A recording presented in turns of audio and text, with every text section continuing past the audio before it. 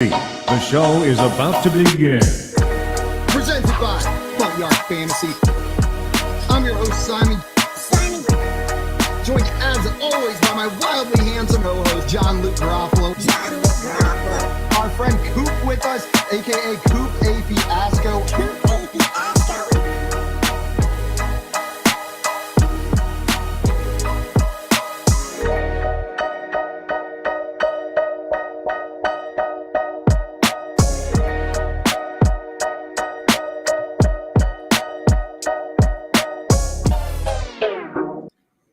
What's up, everyone? Welcome into the Front Yard Fantasy Morning Show here on Better Sports Network. I'm Simon here with my co-host, as always, John Luke Garofalo. What's up, JL? What up? Good morning. Every morning I want to comment on the T. Higgins jersey behind you and how beautiful it is, but I restrain myself most days. Today, no such restraint. I love the T. Higgins jersey behind you, and I get a little bit jealous every time I see it. It's beautiful. Thank you. Thank you very much, Simon. You're starting my morning off right with this compliment. It's never going to change that T. Higgins went to Clemson. It's never going to change that his number was 5 at Clemson. But what is going to change is apparently DJ Moore's number in Carolina and Amari Cooper's team. So both the jerseys behind me are irrelevant. That's a good point. You know, no one has really come in and given you grief about that. Like, look, I'm not made. They shouldn't. They shouldn't come in and give you grief. That's a sweet jersey. Both are sweet jerseys, regardless of changes to their situation. But I'm just surprised that the internet hasn't. Amari Cooper, you know what? Whatever. It happens. Players go to new teams. DJ Moore, what the hell, man? 12 was a perfectly good number. 12 was a great number, in fact. One of the best. His was like a bigger deal, right? I seem to remember him addressing the press. Him addressing the press about it, didn't he? Because weren't fans mad? I do not remember the deal. I just remember being shocked whenever I saw someone else with 12 catch the ball, and then it was not DJ Moore. You're like, wait a minute. I think it was David Moore. I'm looking up right now why he decided to change his number, JL. I think he was 2. Wasn't he? He might have been 2 at Maryland. And then I think when he came to the team, 2 was taken. Or he couldn't have to because of the rule. Here's the quote. It said, "It came about when I was in Little League. It was my first ever real number I had when I won a championship when I was 5 years old. I still have that same exact jersey." So he wants to channel his 5-year-old Little League self with that number. I kind of respect that. I don't. I have the opposite. You are biased for that. Yeah, I'm 100% biased and I'm angry. But DJ Moore, it's okay. We'll work past this, me and you. We'll hop on the phone a little bit later. Let's say that it was Darren Waller who had that story. Like, same story, just replace DJ Moore with Darren Waller. You don't have a Darren Waller jersey. Are you happy about it? Is it a cute story?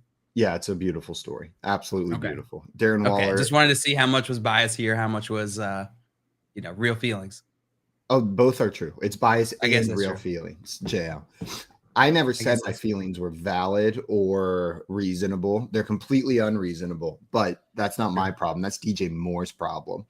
Yeah, Maria in here saying, good morning. What's up, Maria? Welcome in. And she said, I beat Tommy. You did beat Tommy into the chat, but we got Tommy in here a little bit later with a yip skiddly do. Good morning to you. Yip skiddly do. And then saying, good morning Maria, back to you. But good work getting in there. And Maria saying she's learning from the best. She's been studying you for over 50 shows, Tommy, just to get it down pat. And finally, 53. On show 53, she takes it to 54. We've had 53 shows. Today is the 54. There we go. Nailed it. Jolly Rancher, welcome in, Mom. Glad to have you into the chat. You're just in time. You're just in time for breakfast, but bad news, we didn't bring any. We just brought the news story. So I hope you guys brought your own breakfast this morning. I actually just finished my everything bagel with jalapeno cream cheese. It's delicious. Everything bagel? Everything bagel. How everything? Everything. Pretty much totally everything. Pretty much totally everything. Wow, that's incredible. You get good. Yeah. Was it a good bagel or was it like a grocery store circle bread? It was not grocery store circle bread. I do not waste my money on garbage, except a lot of other garbage. I do not waste my money on that garbage. It was from a local place. THB is pretty good. But it was from yesterday, so day-old bagel. That's okay. I would take a day-old THB bagel over anything I can find here in You San got THB. Antonio. You've been here. I've been here. We've I've been here. we have tried like endlessly to find a good bagel in San Antonio, and it just doesn't exist. Unrealistic. It's just non-present. They've got like these like wood-fired bagels. It's just like, I don't know. That's not a bagel. Know what I mean? You boil a bagel. You boil a bagel. What does that do to it? You just like it. Then it just becomes like pizza dough, but in the shape of a bagel. Like here, you want some pizza crust with cream. Like, I'm not saying it's not good. I'm saying it's not a bagel. Like, it's something else entirely. It is not scratching that itch, and they shouldn't be allowed to advertise as such. That's fair. I get a pizza bagel. I gotta get a more positive mindset today. I'm going at DJ Moore. I'm going at the wood-fired bagels. This is angry all around. I better find out DJ Moore prefers wood-fired bagels this morning, or I'm gonna flip out. We got Joey in the chat saying, "Good morning, boys." Good morning, Joey. Good morning, Joey. We got our breakfast. All we need is some news stories. JL, you got some news stories for us this AM? Oh, I got a few for you. Probably the most important one is Alvin Kamara's trial date has been set for March 1st. I'm seeing, which would mean he's going to finish out this year. Yeah. He'll do the suspension next year if there is one. So there likely will be. But that's good news for Alvin Kamara managers. You took a bet, took a risk, and looks like it's going to pay off. Yeah, you'll have Alvin Kamara for your team for the rest of the season. And it looks like, I mean, in this division, you can't count any of the teams out, right? No, I don't think you can. They're all still in play. What is the Saints record right now? That's a good question. I think they're 5-4. Is that right? I'm not sure. I'm pulling it up right now. They are 3-6. So they are 3-6. Wow, way off. Falcons at 4-5. Tampa Bay Buccaneers at 4-5. Panthers at 2-7. Yeah, no one's positive in that division. That's right. You can't even count the Panthers out of this division, but definitely not the Saints. Only a game behind right here, sitting there at 3-6. So they're going to use Alvin Kamara. They got a shot at winning this division, and Alvin Kamara is going to be great for fantasy the rest of the season. I mean, but we knew that, right? We knew if he's playing that he's good for fantasy. It was the only question marks were really, is he playing? Is he going to finish out this year, or will they push the court date up, and will he serve a suspension earlier? Right. No, I'm with you. Yeah, positive news for Alvin Kamara. Managers doesn't really change the situation too much for anyone else on that team, right? No, I don't think so. I mean, unless you were holding on to a backup running back in case Alvin Kamara got suspended. But for everyone else on the team, it's just business as usual. Go ahead. You're happy if you're a Saints fan as well. Business as usual. Bill, did you see the Jeff Saturday quote yesterday? Whenever they were talking about the future of his job, like after this interim season. And he said, this came from Kiefer on Twitter. He said, "Here's the deal, man. None of us are promised a good job. I may be terrible at this, and after 8 games, I'll say, God bless you. I am no good. I may be really good at it, but I dang ain't sure gonna back down." Can you imagine? What a great quote. Right. You shouldn't be allowed to publicly say that after you get hired for a job like this, right? Might be terrible. Might be really bad, but just so you guys know, I'm here for the ride. Let's ride. He should ask Russell Wilson if he can borrow, because that's basically the vibe of what he said right there, right? He's like, who knows what it's going to be, but let's go for it. What an absurd quote. Like, this whole thing is turning into like a telenovela. Like, it's just this giant soap opera we're watching.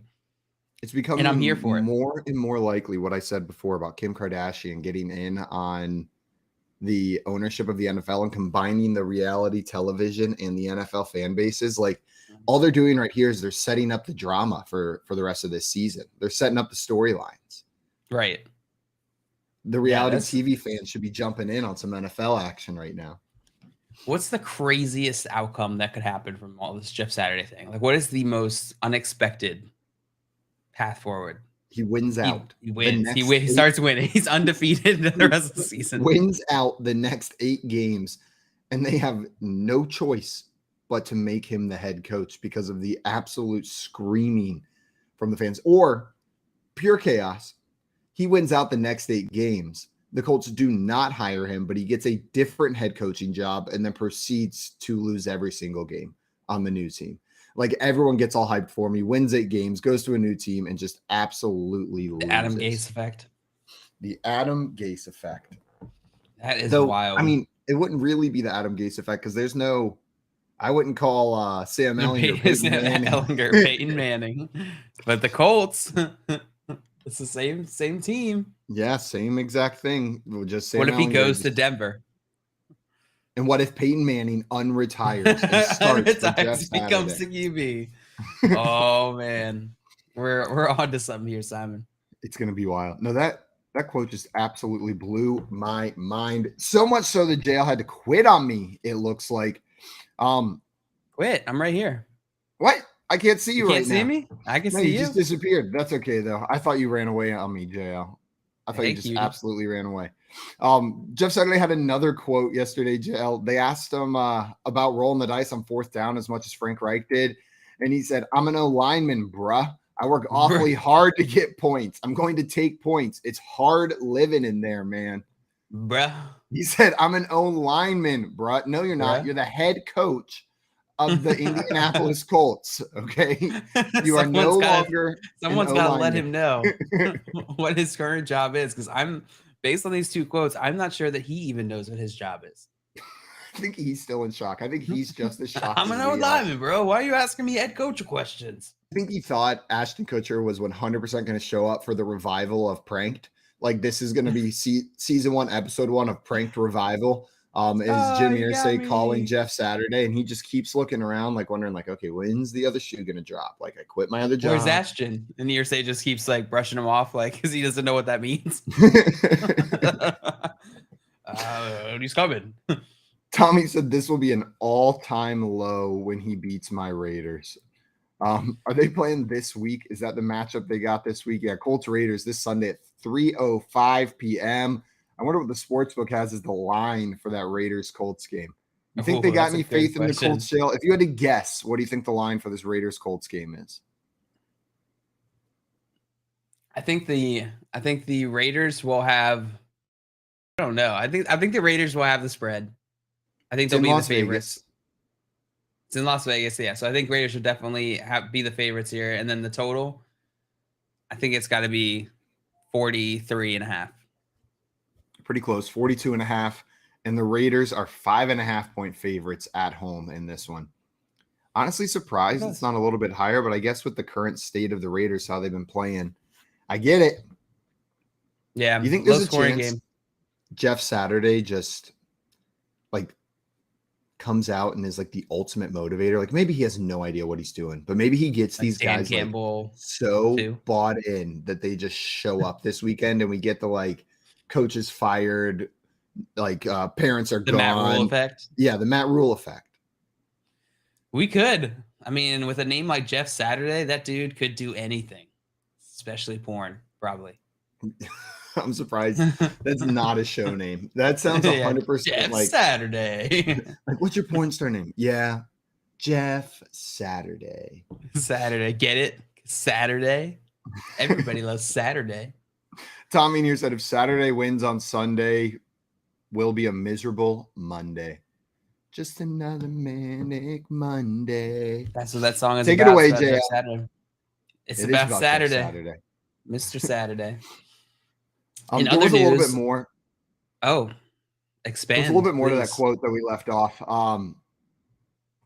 Before he said here's the deal, man. He said, my role here is for 8 games. When this is over, they will do an exhaustive search and pick whoever their best candidate is to be the head coach of the Colts. If I'm considered, I'd be honored. I have no idea where this is going to go. Not even a little bit, is what he added at the end there. I just love. I mean, he should know a little bit where it's going to go, right? Like that's a little alarming. It's like if you go up to like someone directing traffic and you're like, hey, like, what's going on here? He's like, I don't know, man. Your guess is as good as mine. Know what I mean? Like you go up to someone whose job it is to know something, but then they act like you guys are on the same page. Like, yeah, man, crazy, isn't it? Like, like you walk up to like an area expert, like you walk up to the weatherman, like, hey, so do I need to evacuate for the hurricane? He's like, what would I know? Man, kind of crazy what's going on here, isn't it? I'm just a meteorologist. It's the lineman, bruh. I'm an O-lineman, bruh. My name's Jeff Saturday. That whole quote was around him talking about I'm a lineman, bro. It was him talking about taking that like taking points off the board, right? Wasn't it about not going for it on fourth down chances. Yeah, it was about going for it on fourth down. Like Frank Reich he's like, was pretty aggressive. He's gonna take the points where you can get them. That's fine, man. You can. It's in line with what Irsay was saying about he wants a guy who just feels it. He doesn't need analytics, doesn't need numbers. He just wants to have his heart in the ground, his fingers to the poles. Real men use their feelings to play football. Yeah. Well, did we just go full circle and somehow make Jimmy say progressive? Yeah. Like we anti-toxic masculinity somehow. You become so toxic that you become progressive in the way that you think about it. Wow, you're saying just incredible what you've done there. Really proud of you, buddy. Really proud of you. In other news, Field Yates tweeted out, while the Cardinals held only a walkthrough today, QB Kyler Murray was projected non-participant in practice as he is now dealing with a hamstring issue. That sucks. That sucks for Kyler. Hamstring issues are the worst. What is your how you feel about this, Simon? Yeah, I mean, if Kyler's your starting QB, you're sad. The worst part about this is a lot of times players are able to play through hamstring injuries. Maybe they miss some time, but they play before it's fully healed. And you can generally tell they're playing in a limited capacity. Like it affects their output on the field. So we could be looking at something that lingers for Kyler rest of season, right? Like we're at the halfway point in the season. This could linger for quite a few weeks. A lot of the fantasy relevant weeks. So I don't know, downgrade him a bit, throw him down your rankings a couple spots. Maybe this moves someone like a Justin Fields ahead of him rest of season if you're looking at quarterbacks to start, because these issues do linger. They do. Yeah, it sucks. I have Kyler in a lot of leagues this year. So this blows. This definitely blows. Guess I'm going to go out to find some Justin Fields. Yeah, if he's still out there on the waiver wire, which in some leagues he is. I was shocked looking at my waiver wires yesterday or Tuesday, how many leagues Justin Fields was still sitting out there just resting on the waiver wire after putting up like damn near 50 points in that last game. Right. People were just like, nah, and being top 5 the 2 weeks before that and being top 13 or better for the previous 5 weeks. Everyone was like, nah, I'm sure it's just a fluke. I'm sure it's just a fluke. I'll roll with Luke Simon. I'm going to keep rolling with Jimmy Garoppolo instead is what I'm going to do. It's just, you know what? He'll get me a solid QB 18 performance every single week, and we'll just call it a day. Yeah. We were talking about Kyler Murray, and I just took shots at Jimmy G completely unnecessarily. Sorry, just Jimmy. Throwing shade on Jimmy. Jimmy, you've been killing it. Great job. Didn't even expect to start. Came back, playing for the team. Appreciate you. Are you worried about Kyler Murray? I'm a little concerned. Hamstring issues, like you said, they linger. Something I'm keeping an eye on. We had Will in the chat said, when will Keenan Allen return? Once he does, should I drop Palmer? Have you heard any latest news on Keenan Allen's return, Simon? And once he does, are you dropping Palmer? Has he become irrelevant, or is he still fantasy relevant? I think especially while Mike Williams is out, the return of Keenan Allen doesn't make Palmer irrelevant. He'll be the number 2 on this team, and this is a pretty heavy passing volume team. There's going to be enough targets for Palmer to go around, and I think what he's done while these 2 guys have been out is cement himself a role in this offense, even if it is smaller than the one we're seeing right now, and he's the wide receiver 1. So I'm holding on to him, and I'll start him if it's just Keenan Allen back. And when Mike Williams comes back, he becomes more of a fill-in type player if something happens, injuries, bye weeks, because we do have some pretty late bye weeks this season. But the dude's good. Josh Palmer's earned a spot on this team. Yeah. Latest I'm seeing from Schefter yesterday was that he's not expected to practice, but the Chargers head coach, Brandon Staley, said he considers the wide receiver to be day-to-day. So this is a situation where we're not going to know until we know. So keep an eye on it this week, and hopefully this weekend he plays. Yeah, well, to answer your question, if we don't know, then we don't know, and if we know, we don't know. We don't know. Right now, we don't know. Right now, tomorrow, say today. Tomorrow, maybe we know, but today, tomorrow's a new day.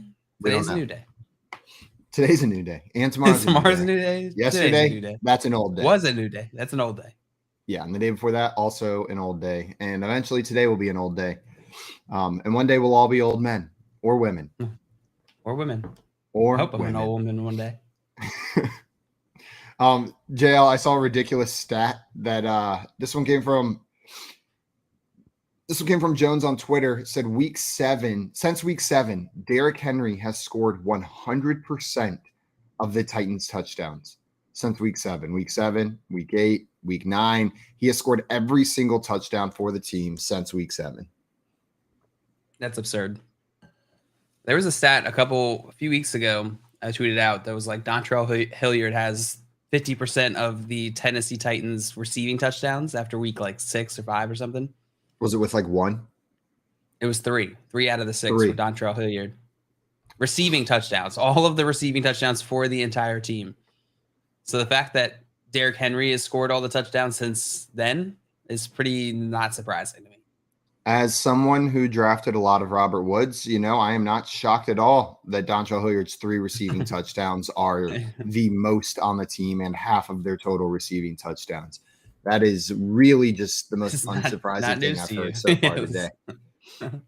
Robert Woods seemed like a slam dunk draft pick this year. And then just this offense. As the worst ones do. It's just the Tennessee Derrick Henrys is all we got going on here. Tennessee Derrick Henrys. Where's Derrick Henry rest of the season for you? Like, is he in that top 2-3 tier group? Yeah, I think he's in that. We got Christian McCaffrey, Austin Eckler, Saquon Barkley that I would probably put ahead of him. And then it's Derrick Henry. I think Derrick Henry's next on that list. So he's probably my 4th running back rest of season. Yeah, I think I'd put him right around there too, 3 or 4. And it's just the receiving work of the others that pushes them a little bit higher than Derrick Henry, right? Austin Eckler, CMC, Saquon Barkley all do a bit more in the receiving game than Derrick Henry does. Right.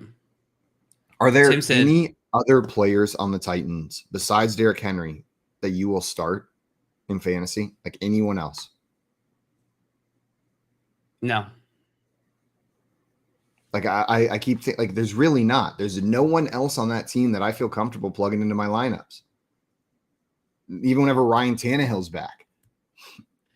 Yeah, even Westbrook-Akine, who was like the kind of like the flex-worthy wide receiver you would have thought coming into the season, has not done anything. Last 3 games, he's been 76, 74, 78% of snaps. Not a single reception in either of those games. I mean, to be fair, Malik Willis was also the quarterback, right?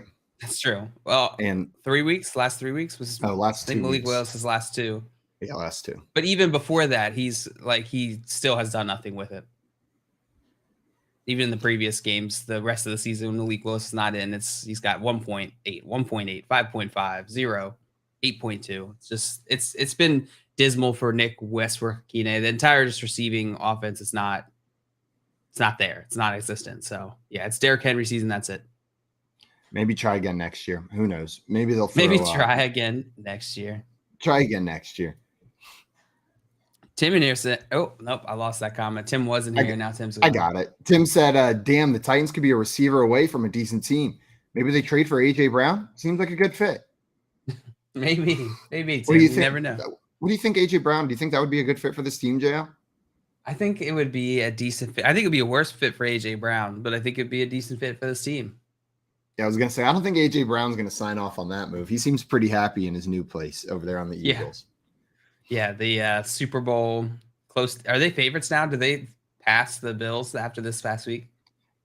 Were you about to say the Super Bowl closest team, the Philadelphia I don't know Eagles? what I was gonna say.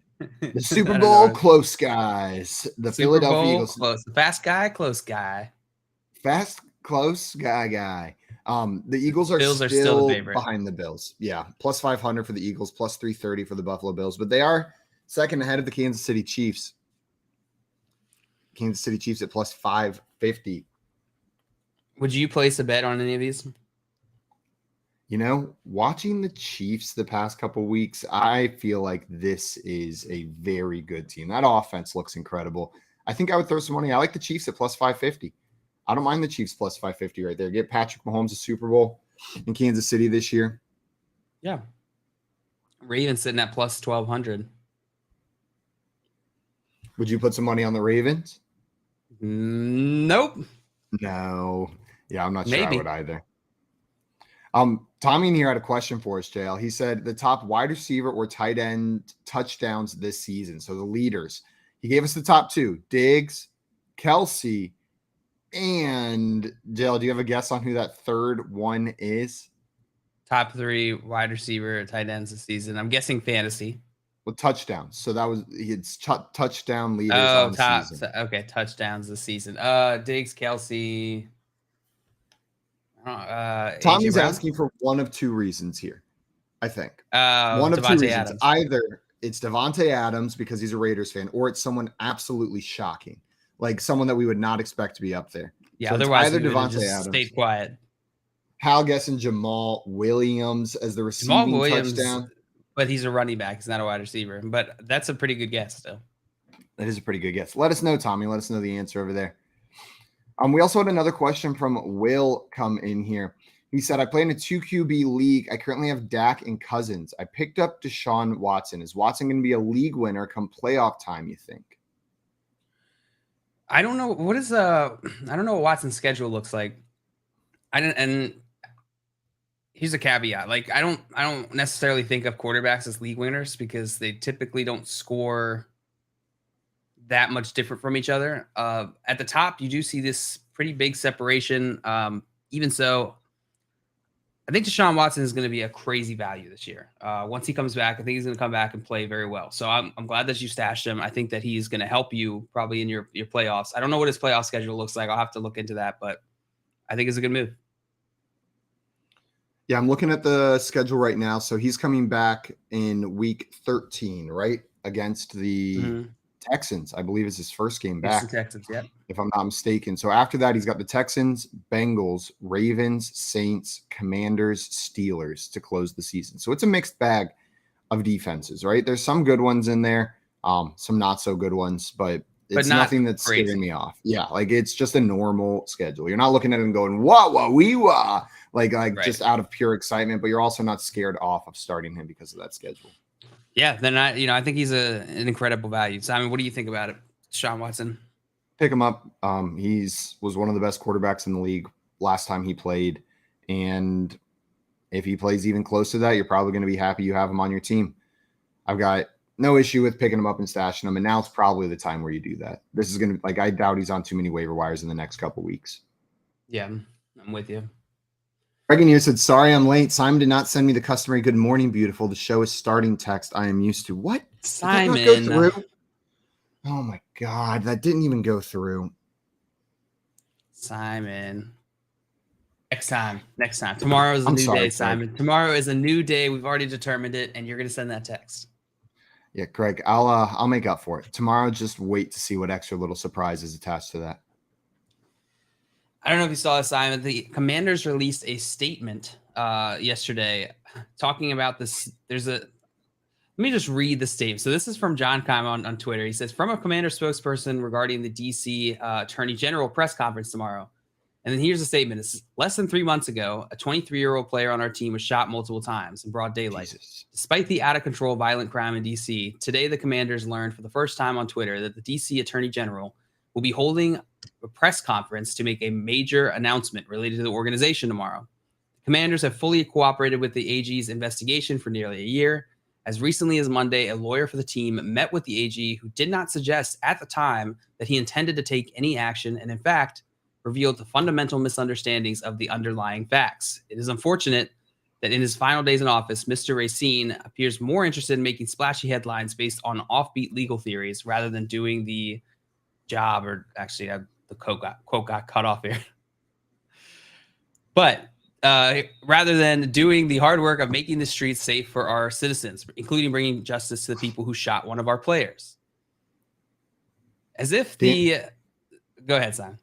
Dan Snyder and the Washington Commanders should be humiliated, embarrassed, and publicly ridiculed for this statement being allowed to come out. Like, multiple people had to approve this and say, yeah, it's a good idea to throw our player that got shot, a player that went through something very traumatic earlier this year, under the bus to try to prove like a political point against the AG, to try to cover up for the shit that you've done wrong already. Like, accept your mistakes and don't throw your 23-year-old player who just went through probably the most traumatic experience of his life under the bus to try to like distract from what's going on, it's a straw man argument. It's a logical fallacy. They're like, yeah, well, why aren't you working on the violent crime instead of this thing that we did that was really illegal? Like, screw off, Dan Snyder. Get out of the league. I'm sick of hearing about you. Yeah, I feel like Dan Snyder had to have approved this. Whoever did in this organization, it's just such a bad taste, right? Like, it leaves such a bad taste in the mouth. Just don't use this situation for your own gain. It does not come across well. Deflect. The complete inability to accept responsibility for anything they've done. Maybe it's pure narcissism. Maybe they don't think they've done anything wrong, and this is like genuinely how they feel. Like, I hope so. I hope that's the case. Otherwise, they're just truly a shitbag of a human. Like, if they are not like so full of themselves that this is what they believe, but they just are using this to manipulate the public sentiment, then they're horrible people. Yeah. Tommy in the chat saying Snyder versus Simon wrestling match. Let's get it on. Oh, I would get it on. So down for that. Say let's get it on for a wrestling match. That's what they say at the beginning. You shake hands and the referee blows the whistle and says, "Let's get it on." Yeah, but then, and then the whole wrestling match it plays like wah wah wah wah. That was my sexy music. Yeah, do your sexiest song. Just like 3 notes of it. Wah wah wah. Oh, that was pretty sexy. It's pretty nice. Oh man. Oh yeah, Mamma Mia. The shivers at 6:30 a.m. Hot pasta. Oh, why did that just send me into like? I just heard that in Eric Andre's voice channel. Like, no, it was because of hot chicken. Tell me what you hot chicken, hot pasta, hot pasta. How many times can you repeat hot pasta back and forth? 1 million. We could spend the whole next 2 hours doing this, but no more. Let us know in the chat. Smash that fun button if you want Jaylen and I to just say hot pasta and different inflections at each other for 2.5 hours. Yeah, hit that. We'd be more than willing to oblige. Yes, we would. That's what we do here. Yes. Yesterday, I saw that the NFL says it got 3 million ticket requests for the Sunday's Bucs Seahawks game in Munich, but only 67,000 people can attend. 3 million ticket requests for that game, for the Bucs Seahawks game. Wild. What is this supposed to tell us? Like, what does this mean, Simon? Does this mean that Germany doesn't like the NFL game? Well, no, because they got a bunch of requests, right? Wait, why would that be the conclusion? I don't know. I'm confused. 3 million people said they wanted to go, and you're like, man, they fucking hate football over there. Why did only 67,000 want to go? So I'll let you know what that means, Dale. The stadium capacity is 67,000. So that's how many people are allowed to go. 3 million requested tickets. They only have 67,000 available. It wasn't saying like 3 million people were RSVP'd. Like, man, wish I could come. But is that how you were reading it? That's funny. Because I guess 100% that's how I read it. The way it's worded, technically, you're like it could be taken that way. But read it word for word one more time. NFL says it got 3 million ticket requests for Sunday's Bucs Seahawks game in Munich. Only 67,000 can attend. Right? JL, I'm going to let you know. That is a weird way to hear that, but it's not wrong. Like, I just need you to admit that it's weird to hear that. I get that it's not wrong. I see it now, which is why I'm laughing. What I'm laughing at is the fact that it could be read the other way. Man, 2.5 million people. God, why would they even bother RSVPing? That's what I was wondering. I was like, why is this a story? Like, there's something missing from the story. And how so? It's a 3 million tickets sold, only 67K are going. Yeah. No, it's I guess that answers your question. What is it telling us? Yeah, it's telling us that their stadium can only hold 67,000 people, but it's also telling us that apparently there's a lot of interest for this, and it could just be the novelty of it, right? They've never had a game in Munich. They've never had an American football game played in Germany, a professional NFL American football game, obviously, and people want to go see it. They want to see the spectacle of it. Or do you think there really is like demand for a European football team? I don't know. I go back and forth on it. I think that there could be enough demand for a European football team. I don't know how they figure out the logistics of that, though.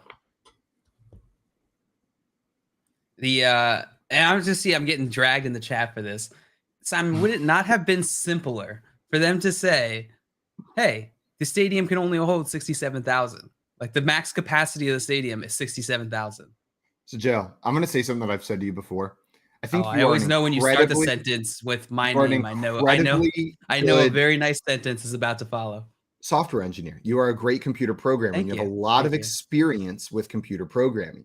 I think it has done things to your brain, the way you think. I think the way you have to think to be a computer programmer requires you to be like very literal in the interpretation of the code, because the computer is going to do exactly what it's told to do, right?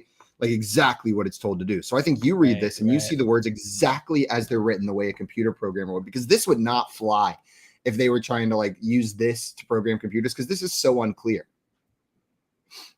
True. I think that's what it is. I think I'm a robot is what you're saying. No, you just have a brain that is so finely attuned to something that you're so good at. And so in other areas, it makes you think special about other things too. In a while. That's true. Thanks for the gaslight. In other news, Giants defensive coordinator Wink Martindale said on the Texans rookie running back Dameon Pierce, I don't know who said something to him or did something to him to make him so angry, but that might be the angriest runner in the league. I don't know. I think you might be the angriest runner after I told you were a good software engineer. No, but Dameon Pierce is a close second. I do not run. That's for sure. I saw that. That is said.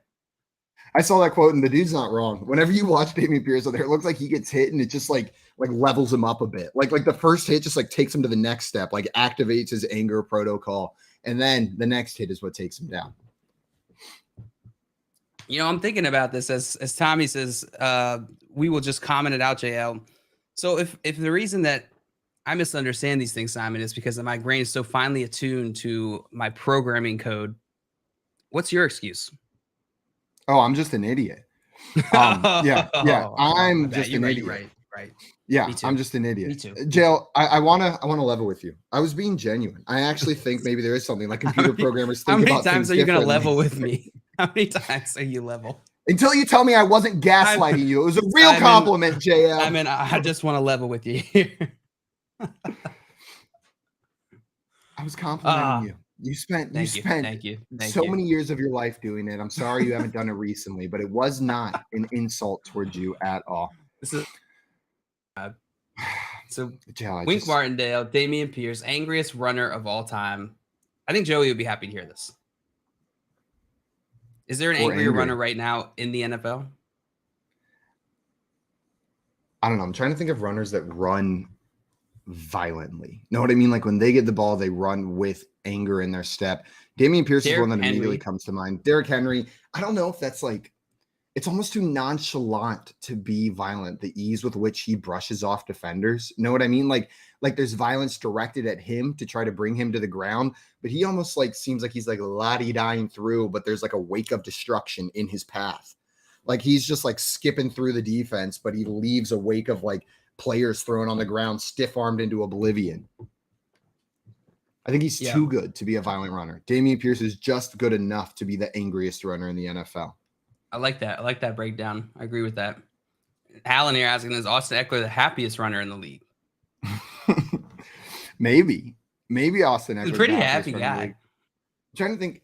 I don't know. Justin Fields is pretty smiley after he runs in a touchdown every time. They cut to his face every time, and he's always cheesing big. He's not like making the angry, like, let's go face. Like he's making the like, look what I just did face.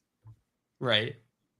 I do love the different like emotional reactions to success in football, right? Like there are the players that react like where it looks like anger coming out. They're just screaming, but then there are the players that are just like cheesing and happy to be there.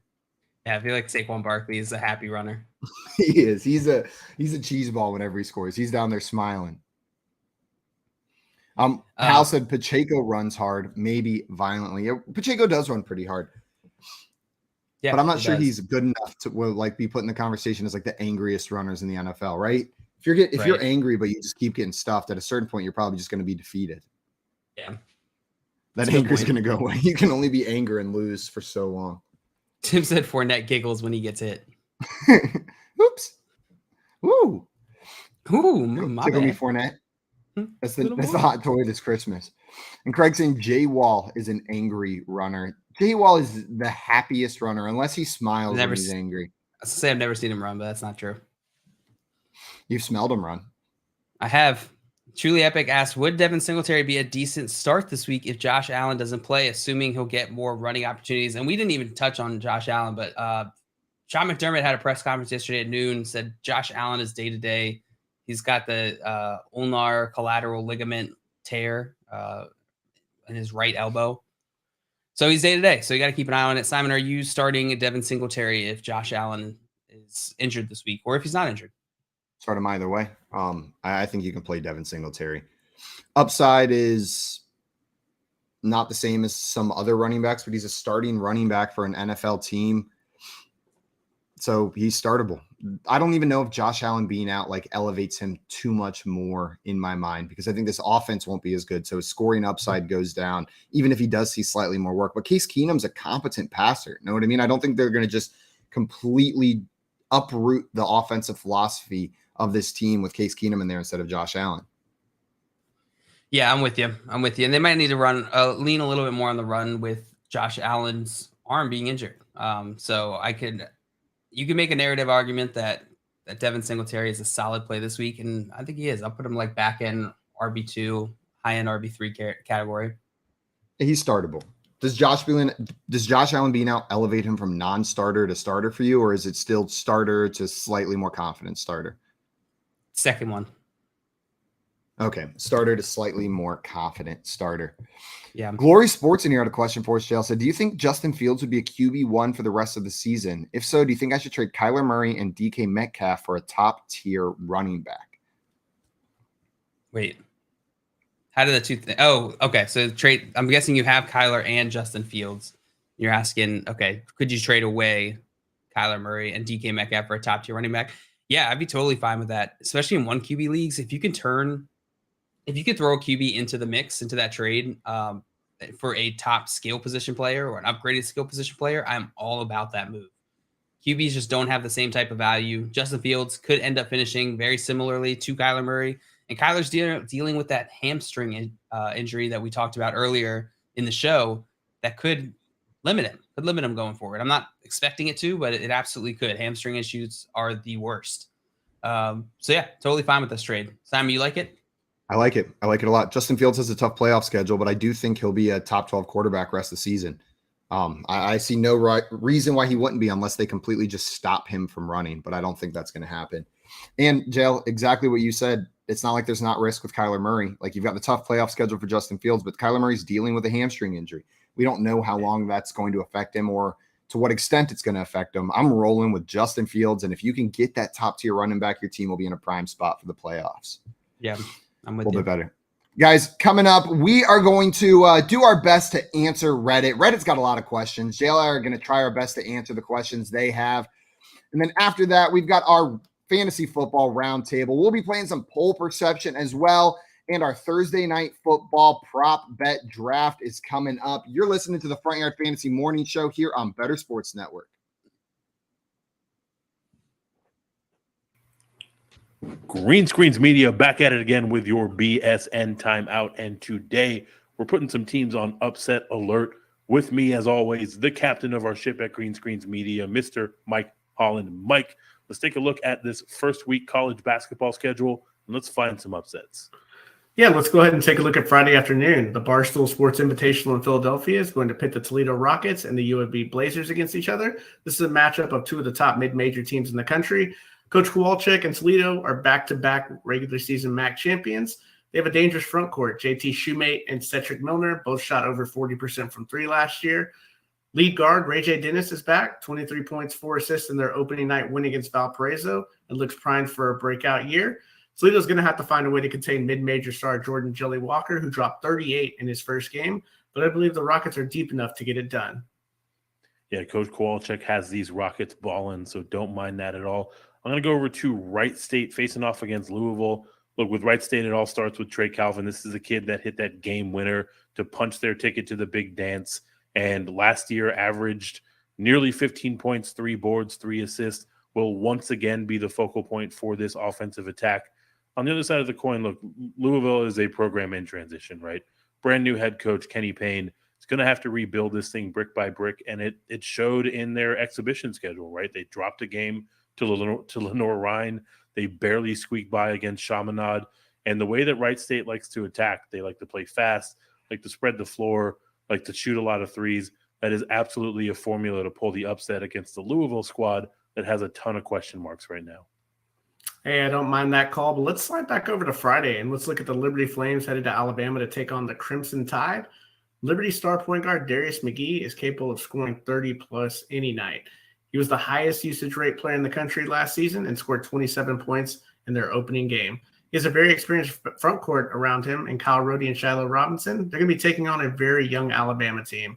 The Crimson Tide shot a woeful 3 for 28 from 3 in their opening game against Longwood. That's not going to get it done on a nightly basis. If Alabama can't get it going early, the Flames are exactly the type of team that can take advantage. Yeah, Darius McGee is going to give a lot of teams fits this year. That will do it for your BSN timeout. Make sure you stay locked here on the Better Sports Network. Check out Greens Media on Twitter, TikTok, and YouTube so you don't miss a minute of our college basketball coverage.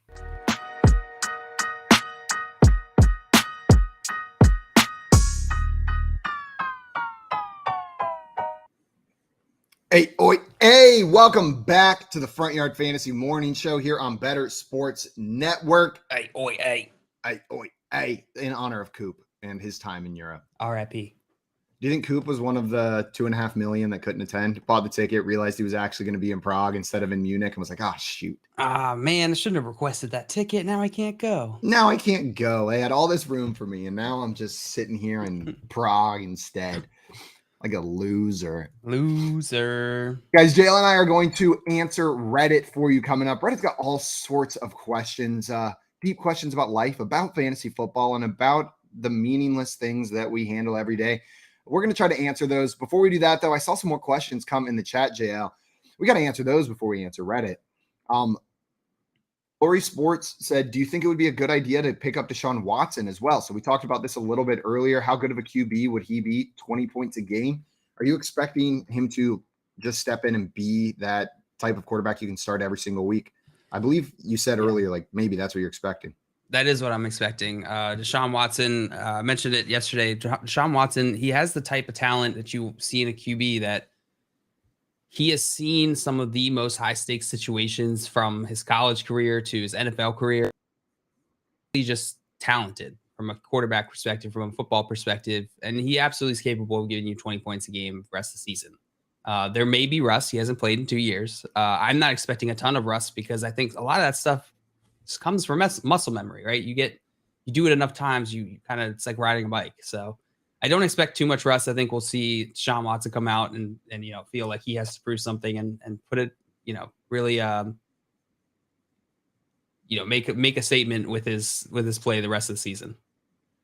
We always say it's like riding a bike, but sometimes I'll go years without riding a bike and like my confidence in that wavers a little bit. Know what I mean? Like it's like riding a bike. You never forget, as I haven't ridden a bike in 3 years. Like what happens when you get on the bike? It works every time. Every time, right? Every time it works. But you start to worry. But I start to worry. I'm like, maybe I don't know how to ride a bike. And when you look at it, like think about it, doesn't quite make sense. You know what I mean? Like you're like, well, this seems like a precarious thing to balance on while moving. Right. But it is kind of wild. Like, I fully understand the business. And we like yell at 3-year-olds. We're like, you idiot, you need training wheels. You can't balance on these two tiny things. What like a baby. That's a thing we expect of all humans, is to be able to balance on an object that's this thin while moving. And if you can't do it, you're going to get mocked for the rest of your life. Oh, yeah. Relentlessly. It's a skill that we require of everybody. Also, Glory Sports said, sorry for all the questions. Do not apologize. We love questions. We love Glory questions. Sports. Glory. Bring them on in here.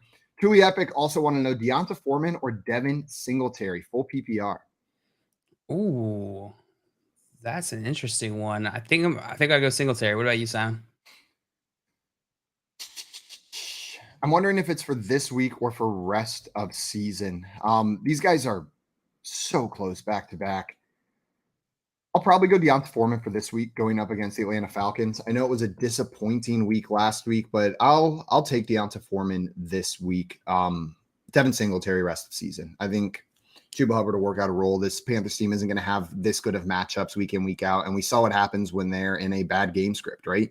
Deonta Foreman just doesn't do it. They can't get it going in the running game. So Deonta Foreman this week, Devin Singletary rest of the season for me. Yeah, it's close enough. I'm fine going Deonta Foreman. That matchup is solid. I'm still going to lean Devin Singletary here. He has Minnesota, which isn't the easiest matchup, but I do think they're going to have to lean on him this week with Josh Allen's injury, his arm injury affecting him. Do you think he goes into the locker room and walks up to Josh Allen and says, "Lean on me"? Yeah. When your arm's not strong. Yeah, I think that's exactly what he does. Back. He's like, all right, I'll Devin, help I get it. you carry the ball. That's very good, man. You made it work. 5 yards, it will be long. We're How short. long can you go? Keep it going. Now I'm gonna need your elbow to get better because we suck. Yay! Well done, Simon. Beautiful. That was beautiful. I can't take credit. Devin Singletary wrote it. I was just there. You were just performing it. I was just hiding in the locker room. I was just in Devin Singletary's locker and heard him sing. Just listening. That's what I do after the show ends. Every day, I take a flight to a different NFL city. I sneak into the stadium and I hide in a running back's locker. Every single day. In the stadium, not at their practice facility, in the stadium, in the actual the stadium they play in on Sunday, and they're never there. You know what, JL? You just I don't know why. Every time I envisioned NFL practice, it was in the stadium. It was in the stadium where they play. But you're like, I've been to NFL practice facilities. We went to the Dallas Cowboys practice facility there in Frisco. Like, I know that that's a thing. But in my mind, I was like, yeah, they're practicing in the stadium. Every single time they walk out there, they got the big screen playing. I don't know why they don't. Looks like a ton of fun. Like, I would do that all the time if I owned that stadium. Tommy said, where are you going today? Which place? I haven't decided, JL. Any suggestions on which locker you think I should hide in today? It feels like a Saints day. Maybe Jameis. I generally prefer running backs. There's gonna be a lot of Legos in there. Just be warned. Alvin Kamara, I don't want to hide in his locker. He's got a septum ring. He's going to open it, and I'm going to immediately feel bad about how not cool I look whenever he opens it with his septum ring. I'm just going to be like, oh, man, the reminder of how lame I am. Then you just get out of the locker and walk away. And he's like, hey, Alvin, go hang out with your cool friends. I'll just be over here.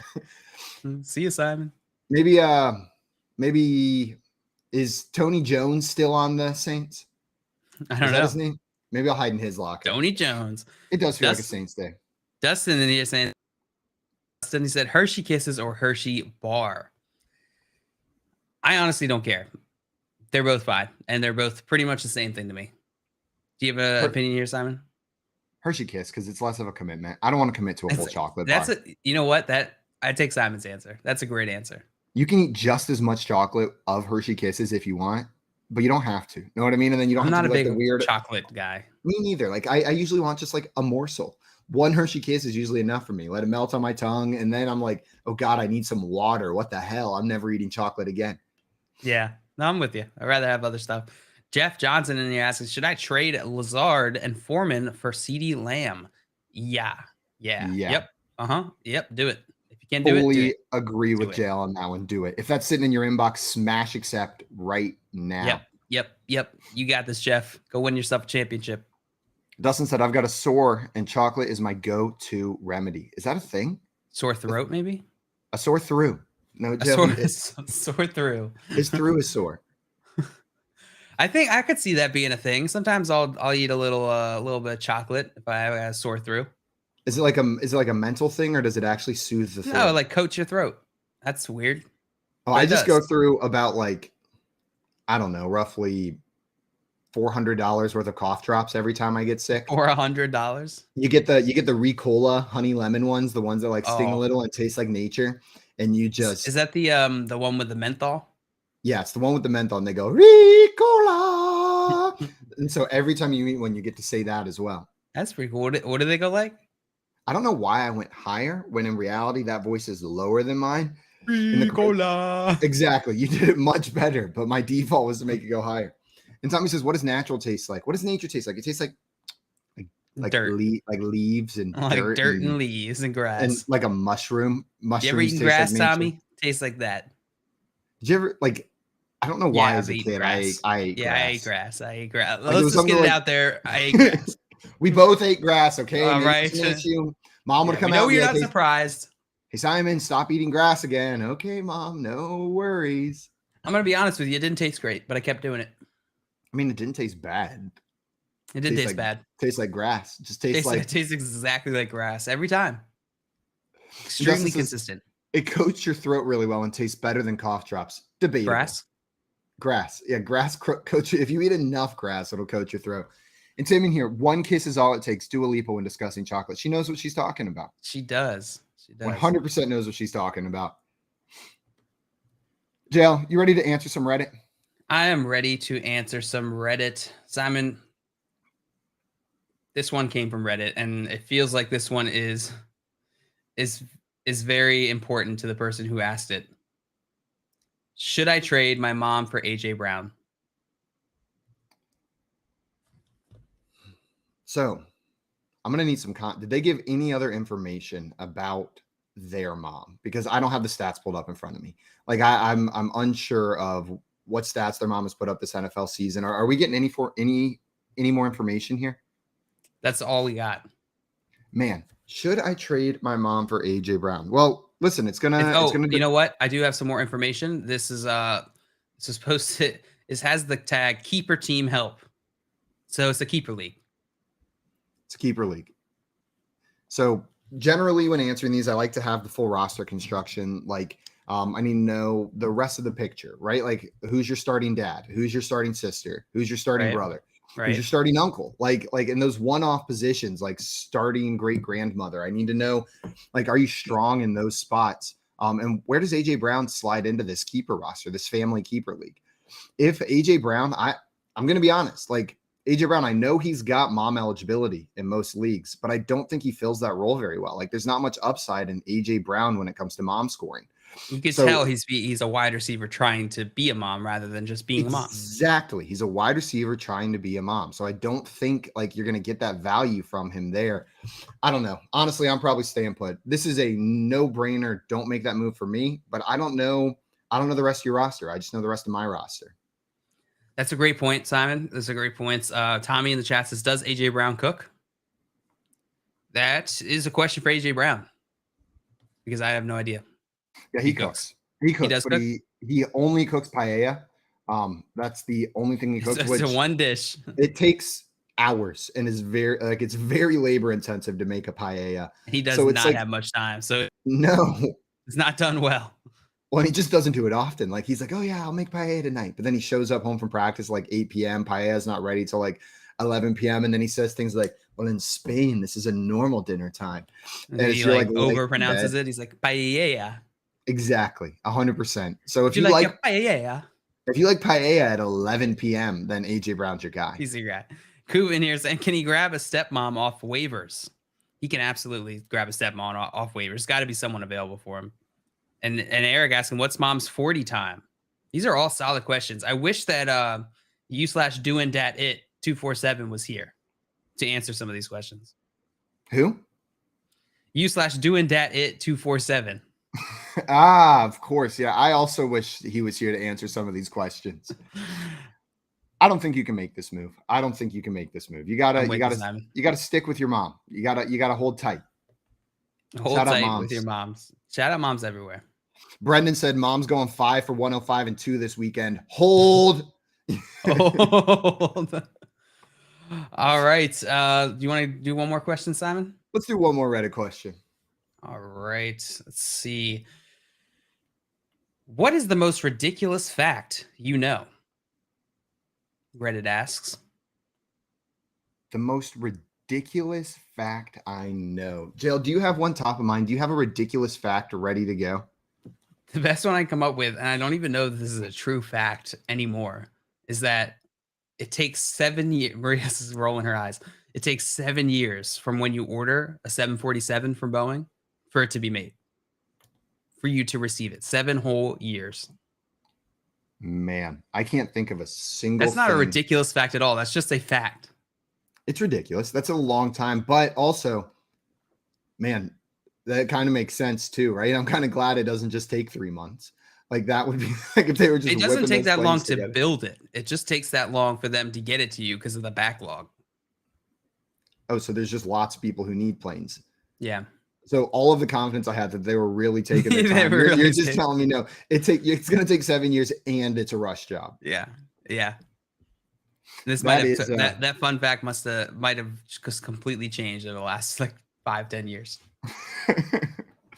I'm trying to think of an absolutely bizarre fact.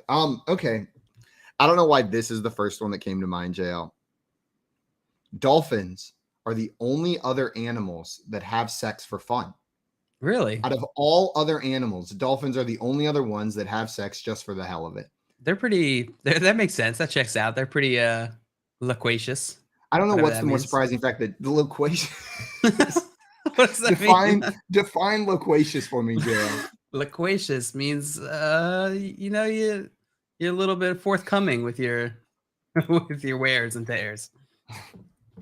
That is that what it means? A little bit Mhm. forthcoming with your wares and tears. I'm gonna look up loquacious just to see what it means. It means tending to talk a great deal, talkative. Dolphins loquacious. I've nailed it. I remember. That's pretty good. It's pretty good.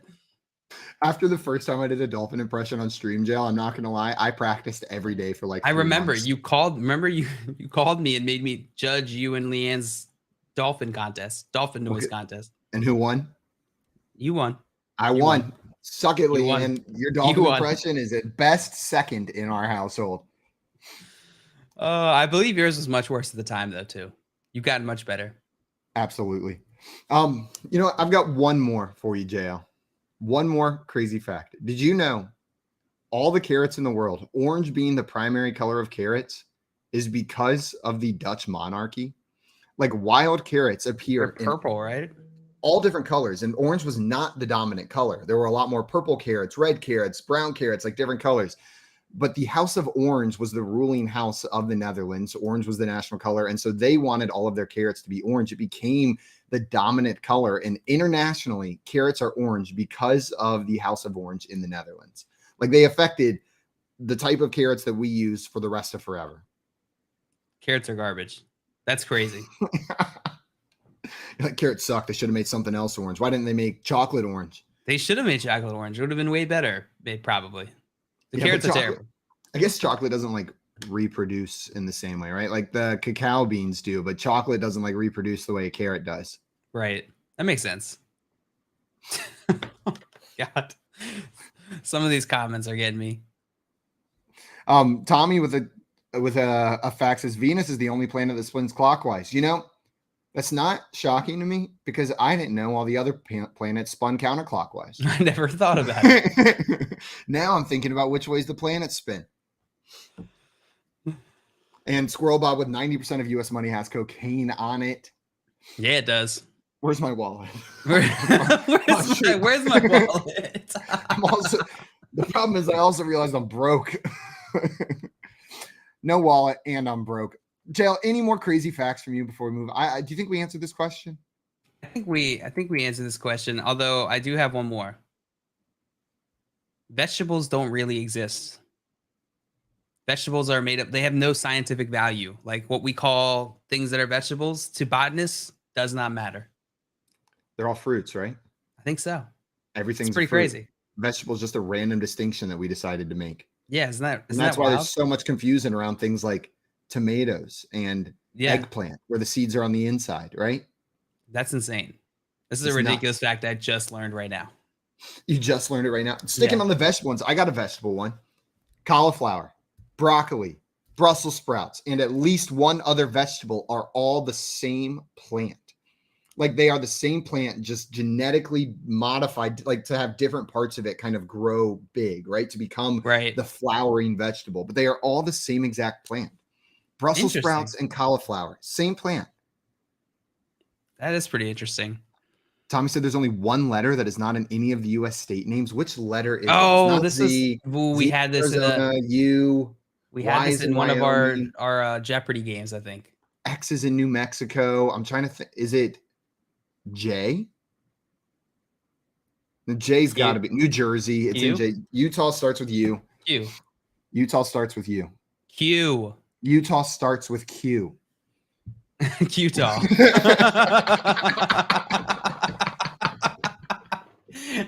Yeah, from Utah. You're like Utah people. You know what? Utah is not a bad name for Utah. Utah. Guys, coming up, we are going to have our FF roundtable, and we're going to play some poll perception a little bit later today as well. And we got our Thursday night football prop bet draft in the works. We're going to get that going for you guys, and then we'll play some fantasy feud as well. Right now, you are listening to the Front Yard Fantasy Morning Show here on Better Sports Network. The Playbook with Fensty and Ronis, presented by FantasyAlarm.com. The only person, I've said this to you before, who I believe back then, of all those power hitters who truly was clean, Ken Griffey Jr. I mean, I think so when he got hurt. We'll never know that for sure either. No, dude. We've seen guys who were not big take substances. That's true. Get busted. So it's not about that always. I hear you. It's just, don't you think with the way his career kind of went, you would think that he didn't take anything? I don't think he did, but we'll never know 100%. I'm going to keep telling myself that he didn't. The 1 year player, I mean, he's my favorite baseball player of all time. In the 1990s, Ron, as a kid, as a 5-year-old kid who plays video games and collected cards, there was no one cooler than Ken Griffey Jr. I still wear my hat backwards because Ken Griffey Jr. did it, and he looked really cool doing that, wearing a backwards baseball cap. Like, he made everything the guy did looked cool. Even the home run in the movie Little Big League, it's acting, it's all, I guess, fake, but even he made that look cool. I mean, Ken Griffey Jr., you're a little bit older than me, but in the 90s, was there besides Michael Jordan, was there a more loved athlete than Ken Griffey Jr.? Yeah, no, I love Griffey. He's one of my favorite players ever, from defensively to hitting his swing. And yeah, I would have loved to see what he could have done if he had stayed healthy, the final numbers he finished with. So, no, I was a huge fan of Ken Griffey, and it's a shame, though, that all those injuries towards the end of his career just really limited the production he put up, but he still put up elite numbers. He was so fun to watch. So I'm a huge Ken Griffey guy. And here's the other thing, too. So 1994, the season got shortened because of the strike. And he finished with 40 homers in 111 games that year, man. And then he had 56 2 years in a row, 97 and 98, and then 48. He had a stretch 4 years in a row, 49, 56, 56, 48, 40. I mean, unbelievable. And then, yeah, once he hit like 31, he started to miss games, 111, 70, 53, 83. So think about that, all those years that he lost, and he still hit 630 home runs, man. Yeah. So if he was clean, he would have been the all-time home run champion. Again, we're all guessing here, but you would think, all right, well, once he got into age 31, 32, that's when the body started breaking out, which is typical, right, for someone who's not using anything, whereas we saw Barry Bonds just get better with age, and we did not see that with Griffey. So look at 2001, where he's 31, he played on, look at the home runs decline, 8, 13, 20, 35, 27, 30, 18, 15 to his age 38 season. Even age 39 in 170 games, he had 19 home runs. So he probably would have definitely been the all-time home run leader had he been able to stay healthy. Better Sports Network. It's sports talk done better.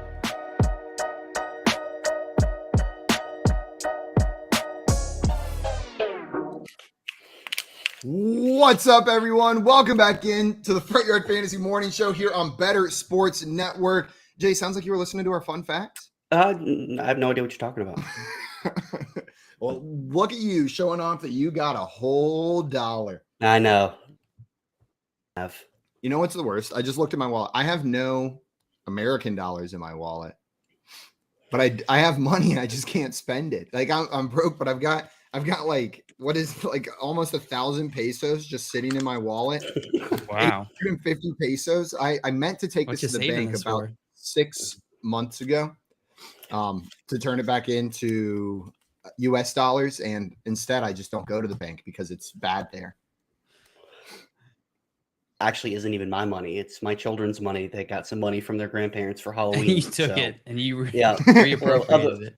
Yeah, well, yeah. I mean, it'll be theirs, but Jay, Tommy in the chat says, good morning, Jay. What do you say? I say, hey. A good one. Great one. We had some questions come in the chat, guys. Jay joining the show, and for the rest of the show, Hal wanted to know Van Jefferson, Jarvis Landry, DeAndre Carter, or Christian Watson. So for this week, Jay, which one of those 4 wide receivers would you be plugging in? Van Jefferson, Jarvis Landry, DeAndre Carter, or Christian Watson? DeAndre Carter, because I don't expect Keenan Allen or Mike Williams to play. They need somebody. So he hasn't been as good as Josh Palmer, but he's put up some decent games as well. So it would be Carter for me. And what about you? Are you agreeing with Jay here? Yeah, I'm agreeing with Jay. It's DeAndre Carter for me as well. He's got San Francisco this week, which is not too bad of a matchup. It's DeAndre Carter for me as well. I think he's startable while Mike Williams and Keenan Allen are out. And if Keenan Allen's back in there, I still think DeAndre Carter's the play over the other options you have here. I'm not very confident in any of the other 3. I wish we could be more confident in Christian Watson, right, with Romeo Doubs out, but I don't have that confidence. I drafted him over George Pickens in a couple of dynasty drafts, and I'm really upset at myself. Tommy said the show slogan should be "It's all fun and games until somebody asks a fantasy question." That is pretty good. That is actually perfect. Tommy on fire. Yesterday he come in with 86 by 87. Today he's coming in with some taglines for us. Ripping off the dome. You got a career in copyright, Tommy. If you're looking for one. I didn't see this in here. Tim said, "One dish is all it takes." That's AJ Brown on cooking. So he's just quoting, keeping the joke going. I like it. DJ Duvernay in here had a question for us. Said, "Morning, y'all. What's up, DJ? Welcome in, DJ." He said, "I need to fill in for Lamar's bye week in full PPR. Danny Dimes or Jimmy G?" Jay, as the Giants fan and Danny Dimes' biggest believer, are you starting Daniel Jones or are you starting Jimmy Garoppolo this week? Probably go with Jimmy G, to be honest with you. I did not like what I saw from Danny Dimes against Seattle. Houston's defense has been somewhat respectable against quarterbacks. And who does San Francisco play? We were just talking about it. They play the Chargers. Yeah. I'm going to go with Jimmy G. I mean, all he has to do is dump it off to Christian McCaffrey. I mean, you saw it in the together. I believe that Debo's coming back this week. Brandon Ayuk, Kittle's healthy. Yeah. Jimmy G's their similar level of quarterback play, and Jimmy G's got a lot better weapons. I think it's less that the Houston Texans defense is good against opposing quarterbacks or good against opposing wide receivers, and more so that they are just the league worst against running backs. They are just awful. And unfortunately for Daniel Jones, or fortunately, they've got Saquon Barkley there. Saquon Barkley is just going to run all over this Houston Texans team. I'm with you, Jay. I'm rolling Jimmy G out. Houston, Texas team. And that's accurate. It's still accurate what I said. The Houston, Texas team. That's true. It is. It is accurate. Is it what you meant to say? No. I'm gonna go Jimmy G here. Jimmy G is the safer option. I think he's a safer option between the two of them. While the matchup might be better for Daniel Jones, I think Jimmy G is going to make it work. He's got CMC. That to me, is just crazy upside every game. Man, and sometimes I get jealous whenever I look at the quarterbacks people have on their waiver wire. I was going through my waiver wire in a super flex league the other day, Tuesday to be exact. You know, the day that people do that, and I was like, oh well, I got a player on bye. I wonder who I'm going to start this week. And my best option was Logan Woodside, in case Malik Willis gets benched, the third string quarterback for the Titans was the best quarterback available on waivers. And what did you do? I plugged in Kadarius Toney into my super flex spot is what I did. Good call. That's the best route I have. I have to start Davis Mills in my home league, unfortunately, because I got Joe Burrow on bye, and I played a little quarterback chicken, and I lost. So, what's that line for you guys where you start looking at positional players for the super flex spot instead of one of the shitty QBs that's out there? Is that line at Zach Wilson? Is it at PJ Walker? The line is which of the two do I think is going to score more points? And then I'll usually go with that. So if it's what a concept, Jay. If it's a flex player who I think is going to score 6 points, then I'm this quarterback I think might score 10 points. I'm going to go with quarterback. But if I think, this quarterback isn't even going to play, he's going to get 0 points, then I'll also go with the flex player. Okay. That's an interesting take. Jay, do you agree with starting the player who's going to score the more points? Yes, that is the way that you should be playing fantasy football. Hopefully, I know that's a big brain analytics take, but that's the way to do it. No, in all seriousness, like, what's the backup for the Rams that might have to play this week? Colt McCoy might have to start. I'd rather play Kadarius Toney or something over one of those guys. But if it's the normal starter, as long as it's not just an awful matchup, I generally would like to go with the quarterback because even if they get destroyed, they throw 1 or 2 touchdowns and you're getting double-digit points. I'm not sure we mentioned it at the top of the show, but Matthew Stafford did enter concussion protocol. So it's a good point you brought that up, Jay. Matthew Stafford in concussion protocol may not play this weekend unless he can be cleared from that going forward. Is it Colt McCoy who's the backup quarterback for the Rams? No, actually, well, I don't know if you guys heard, but Kyler Murray has a hamstring injury. So it might be Colt McCoy starting for the Arizona Cardinals, and I can't even remember who the backup is for the Rams, but that's what I think it was. Wolford is the backup for the Rams. John Wolford. Right. So I would rather start a position player than John Wolford. Oh, I'm rolling with John Wolford. Oh. Is he from Utah? He's from Utah. Man, does Utah have wolves? Utah absolutely has wolves. They've got quolves. Actually, quolves. QWOLVES. Yeah, it's one of those weird words that starts with QW instead of QU. What does a quolf sound like, Simon? Quo. Yes, sir. I was hoping you'd go with it. That's exactly what he sounds like, without a doubt. Yeah, we've brought up our guillotine league a couple times on here, and I have spent $6 of my fab going into this week. I had $994, which was like $700 more than anybody in the league besides you. You had like $650 left going into this week, and I went on a shopping spree. Did you steal all my guys? No, you messed it up a little bit. You stole one of my guys. I may have stolen some of your guys because I spent big wanting to make sure I was getting a lot of these You stole all plays. my guys, you little butt. Hey, you stole Mike Evans from me. He was like my backup. He was like my backup's Did backup. you get? I know you got Diggs and Barkley. Did you get both of them? I got Stephon Diggs, I got Saquon Barkley, and I got George Kittle as well added to my team. I spent a grand total of $675 on players this week of my $1,000 budget, but I added Saquon Barkley, Stephon Diggs, and George Kittle. Like I'm feeling good about it. I needed these upgrades of those positions, and now I feel like I'm in a good spot rest of season.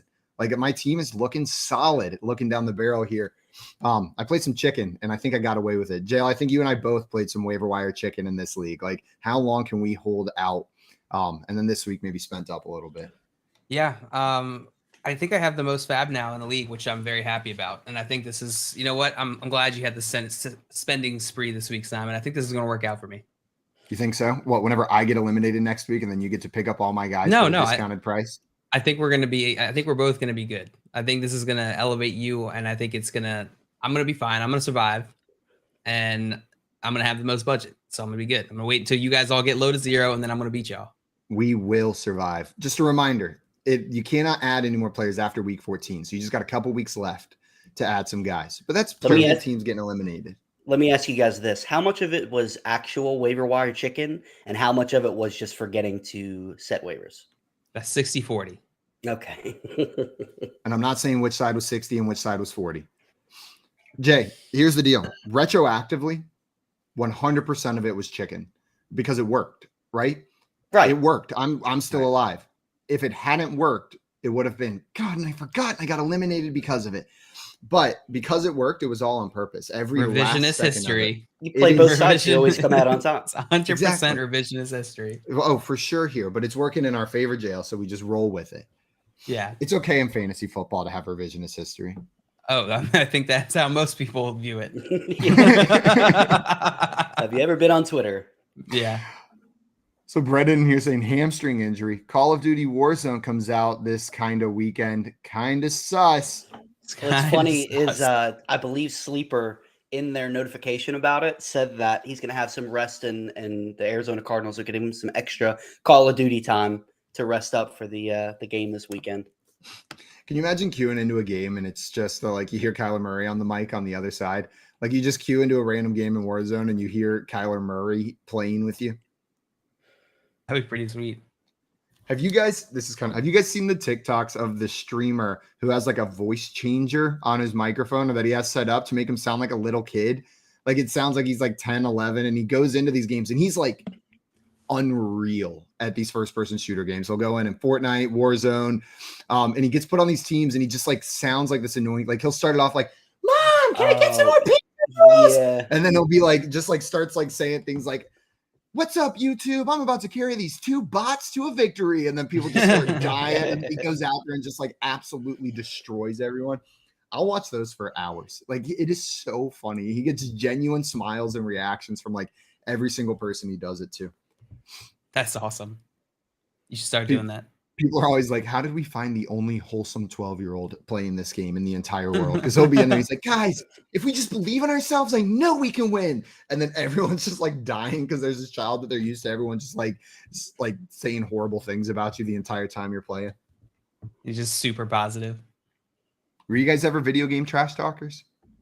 Oh yeah. I talked big trash time. back in my day. You'd hop on the headset. See, I was never a headset gamer as a kid. I was always a Nintendo kid, so I didn't have like. We get that Xbox. Oh, I got deep in Xbox Live, bro. No, I did not. I was the full-on generation that Halo 2, Gears of War, like as they all just became popular. Rainbow Six, like all that stuff, man. And we'd stay up all night playing. And yep, got a quick story for you. Oh, you know what? Let's go with this guy instead. I like his stories better. What guy? No one knows what you're talking about, Jay. Oh, but joining us right now, guys, we've got our friend Andrew Cooper live from somewhere in Europe. Where in the world is Andrew Cooper? Where's Coop? What's up, What's up, gang? There he How is. we doing? Train You guys hear me all right? Are you on a gondola? No, so I was on a train, right? I was about to call you guys from a train. I'm doing scenic Switzerland business. Can you guys see this? Wow. Oh, beautiful. Switzerland? Casually. You guys see this? Damn. Looks like a Toblerone out there, boys. Yeah. Looks like so, a Toblerone. Yeah. So I'm like about to call you guys. When I commented earlier about dropping your mom to waivers for stepmom or trading your mom for AJ Brown. I forget what you guys were talking about. Some sort of nonsense like usual. I was about to call in and all of a sudden I was like, beautiful mountains. It just goes into a 15-minute tunnel. That happens out here sometimes. 15-minute tunnel? Dang. Yeah. Pretty I'm not serious. gonna lie. I would have been scared the entire time. Tunnels freak me out. Like that's us saying like, screw you, mountain. This is where I want to be. And I don't want to be in a fight against a mountain. Dude, Kate, my wife here, Kate. Hey. She just immediately shut her eyes and took a nap. Good That's call. the And way to then- play it. The whole 15 That's the minutes? move. And immediately asleep. She's like a World War I like trench soldier. Like the moment she has any opportunity to sleep, it's just bang, asleep. I don't know how it works. I sat there looking at my phone, looking at you dummies, waiting for this tunnel to end for 10 minutes before I was like, okay, that's enough. That's enough. This tunnel is over. Also, Hallen here saying, Coop, that's called narcolepsy. So maybe she wants to get it checked out. That's true, dude. She could sense the tunnel coming, and she was like, all right. Yeah. Where's this train headed, Coop? So, dude, what I did is the like Glacier Express or whatever doesn't run during this time of year. It's like a big scenic train thing. So I just went and put my own together. Like we're going 8 hours trains. Apparently there's a bus stop because this is the only bus period because there's some work on the tracks. But we're going all over the place, bro. A bunch of places I can't pronounce, but I think we should be able to see the Matterhorn out of the corner of our eye at some point. So Google that. Google that if you want to know what that is. The Matterhorn. I'm pretty sure it's a goat, if I'm not mistaken. It's a Alexander big goat, von right? Matterhorn. I think that's right, boys. I think that's right. That's absolutely right. Tommy wants to know if you had any hot chocolate yet or cheese. So I still have cheese right here. We had a little on the train. A little Ooh. That got looks some like stuff gas there. station cheese. That looks like you stopped at the gas station. Yeah, but it was but yeah, I mean I guess that one is gas station cheese. It's no but but the other meats are locally sourced according to the packaging at the gas From station. a Matterhorn. At the gas I mean station. we're pretty deep. pretty deep in the mountains, and some of the connections on these trains pretty quick. So you got to strike when the iron's hot. You know what I mean? You jump in, you get your gas station cheese, you jump out. You already know. It's You already know. kind of like the old alpinists used to do themselves back in the day when they were roughing it like we are, traveling through these mountains. Really getting back in touch with your alpinist roots, Coop. It's really nice to see. You're gonna come back a new man. Yeah. I think so, dude. I think so. We're really roughing it on this bus that has Wi-Fi. We're making this call a little easier. It's pretty good too. Quality is good.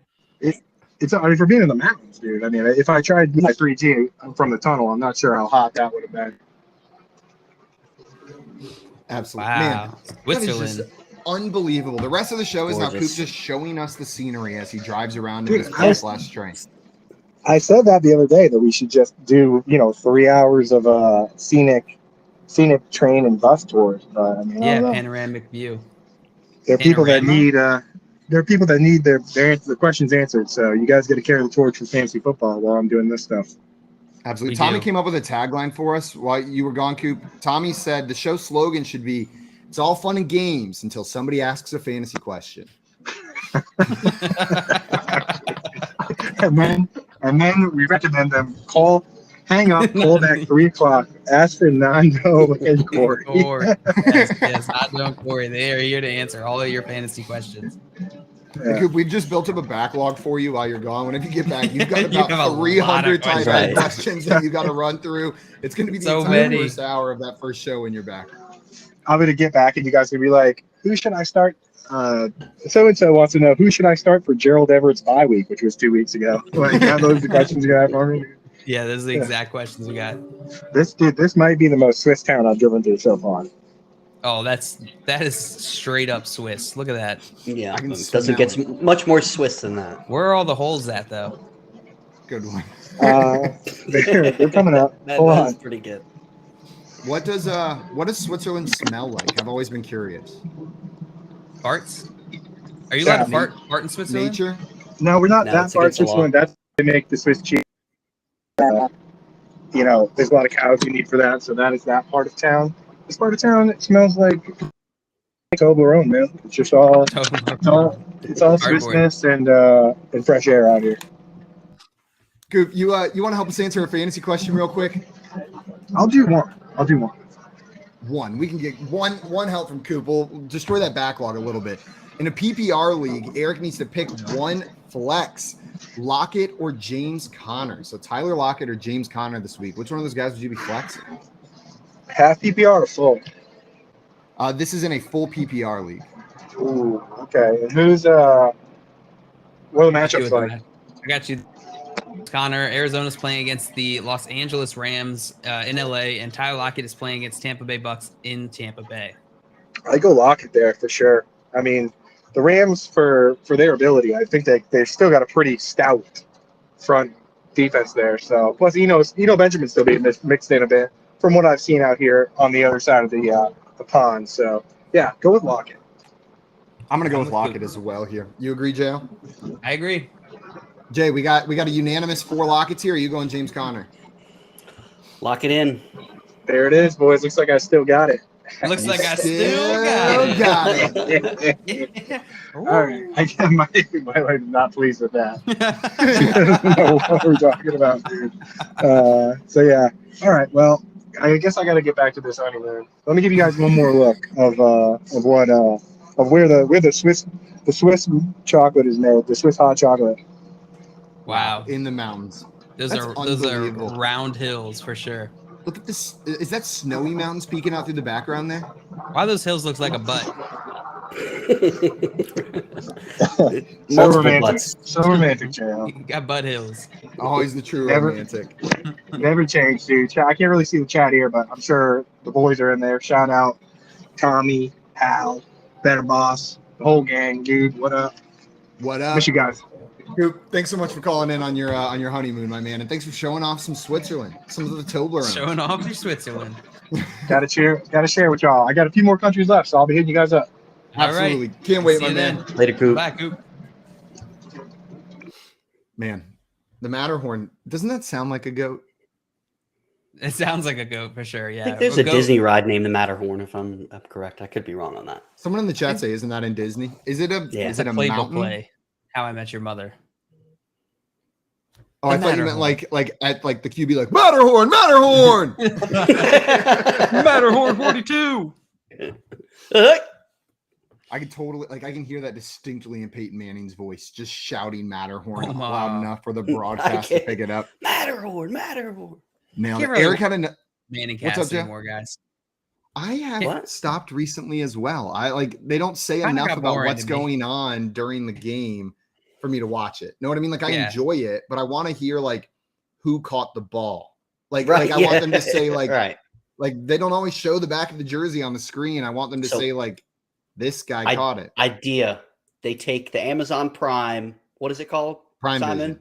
Prime Vision, but put Manningcast with it. So they have the players' names above them while they're running the routes, and then they still have the Manningcast. Have any of you guys watched I see it every once in a while show up on Amazon, the Dude Perfect cast for Amazon Prime. I'd never even heard of them. So I looked them up last time that I saw it on there. And they're like this YouTube channel that does like these crazy mini game challenges where they just like do like 10 mini games. First one to 4 stars wins, and they're overreactive and over the top and crazy. And they wear primary colors and they pop balloons and they So it's race like boats. Mario Party in real life. They do. They all wear primary colors. They just each pick a color and they wear it, and then that's their color, and it's bright. It is Like their Jake, color you nailed it. forever, or like do they like? I don't know. I didn't watch enough to see if they switch colors, but it's Mario But it Party is- mini games in real life, and I have not watched their broadcast. I've never. Yeah, I've heard of them, but I have have seen their no clips idea. before. Dustin said, "How have you never heard of Dude Perfect?" I think we have. At least, Simon, you said you never heard of them before. Yeah, I'd never heard of them until I saw them show up on Amazon Prime. Oh, and Eric said they're from San Antonio and they love playing mini games. Man, maybe I should have Are you heard sure of them. you're not a member of Dude Perfect, Simon, and you just don't? Okay, I realize it? founded Dude Perfect. It's me. I founded Dude Perfect. And Dustin said their YouTube is great. I'm gonna have to check it out a little bit more. I did watch all of the mini game challenges on there just because they were fun. They were just playing mini games whenever I found it. Brendan came in here. So one time I saw the Dude Perfect cast, and I totally thought the bearded guy was Coop, and was so confused. I'll have to find a picture of him. Yeah, we do. That's pretty funny. I think Eric had some more questions that we did not hit. You want to hit those? He did. Eric had another question for us. Second part of that, he needed us to pick a flex in a PPR league. AJ Dillon or Clyde Edwards-Helaire? AJ Dillon or Clyde Edwards-Helaire? JL? Ooh, which one are you going with? This one's pretty tough. I'm gonna go with the AJ Dillon going against Dallas. Hey, what about you? I'm going CEH going against Jacksonville. Jacksonville's been pretty friendly to opposing running backs for fantasy purposes. Is that because you love the Dallas Cowboys and so you don't want to start a running back against them? That's correct. Okay, I figured that was the case. I can't bear to go against them. No, I want to hear about Aaron Jones. Like, I want to hear what his usage is at practice this week. Does he stay limited the rest of the week? Because then even if he is the starter, maybe they work in AJ Dillon more because Aaron Jones is banged up, right? So I think I'm going to lean AJ Dillon unless Aaron Jones is a full participant at practice rest of the week. Like if he's a full participant, full go, then I'll plug in CEH. Otherwise, it's going to be AJ Dillon for me if he's limited at all. Yeah, I forgot about the Aaron Jones injury. I'm not going to lie. So I agree with you on that. It sounds minor. Like from everything you're saying, it sounds like he's okay, but I need to see full participant in practice like a couple days this week to have that full confidence. Also, MB in here saying nobody wants my trades. LOL. Dude, sometimes trading is hard in fantasy. A lot of people don't like trade optimally. They look at it, they hold on to their assets, they value them more than things on other teams, and they're because it can be scary to trade. You would rather lose with what's on your team than take a chance to make your team better. So trading is hard, man. Don't give up though. Keep on trying to trade at least until next week when the trade deadline hits, and then you can stop. Yeah, start maybe like reaching out to your league mates instead of offering just trade. Just try talking to them. Try seeing if you can figure out what they are looking for, what they are interested in. That usually helps. Yeah. We had another question in here from Eric. Eric said PPR pick 3. Aaron Jones, David Montgomery, Jamal Williams, Jeff Wilson, and Kareem Hunt. So pick 3, Aaron Jones, David Montgomery, Jamal Williams, Jeff Wilson, and Kareem Hunt. Okay. Which three of those would you be starting? Are there any immediate locks? Are there any players that are like locking them in?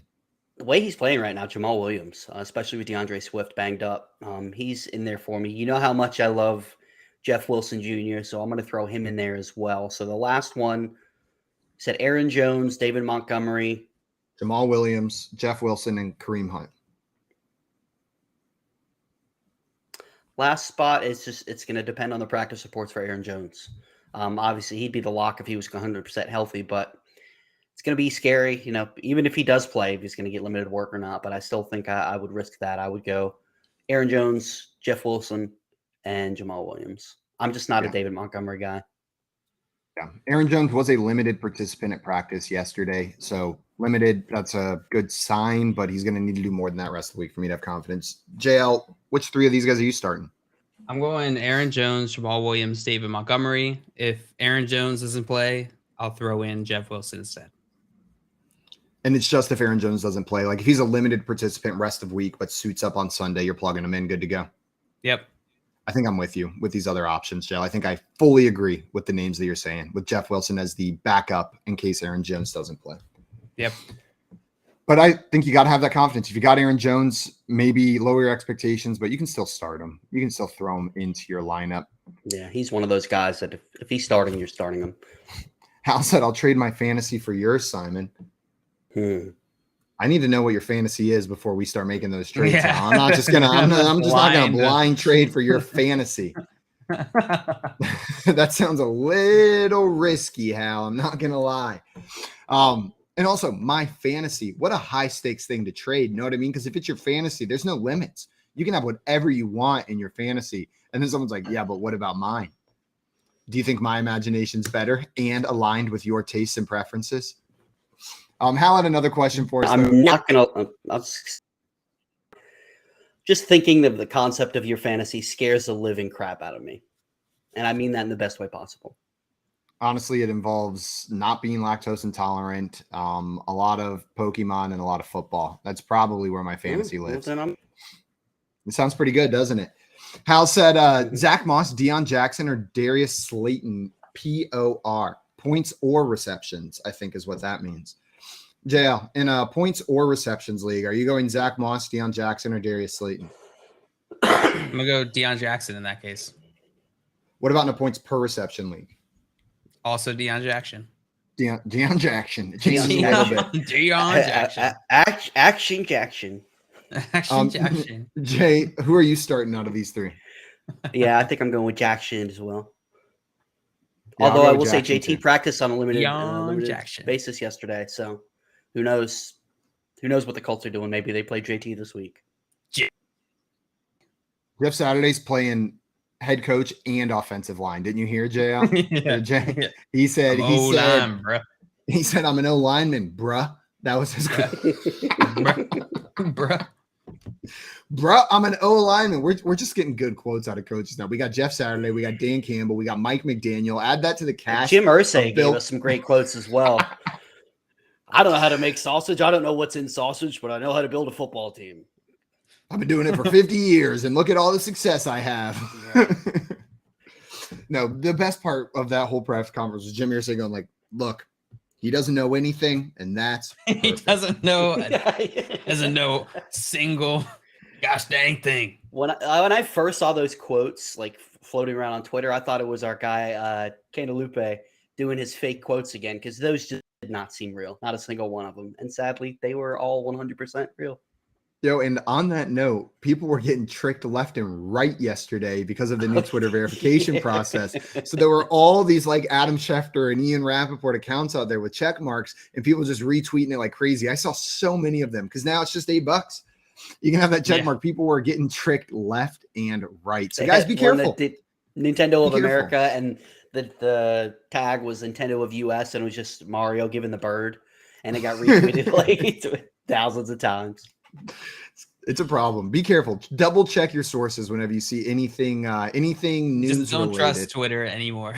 Not that you should have probably. I was going to say, yeah, but even more so now. Yeah, if Twitter was your primary news source, that was already a problem, and now it's also still a problem. I suggest you go out and buy a mirror. And then read Twitter in the mirror, so at least you're getting the exercise of having to read it backwards. Yeah. Improve your brain. Go think about a valuable skill. Guys, coming up, we are going to play some games. We've got poll perception coming up, and then our Thursday night football prop bet draft, as well as a little bit of fantasy feud today as well. You're listening to the Front Yard Fantasy Morning Show here on Better Sports Network. Better Sports Live with Rick Kamla at 7 p.m. Eastern, 4 Pacific on Better Sports Network. Andy Reid is the best current coach in the NFL. He's better than Belichick. Belichick has lost his way.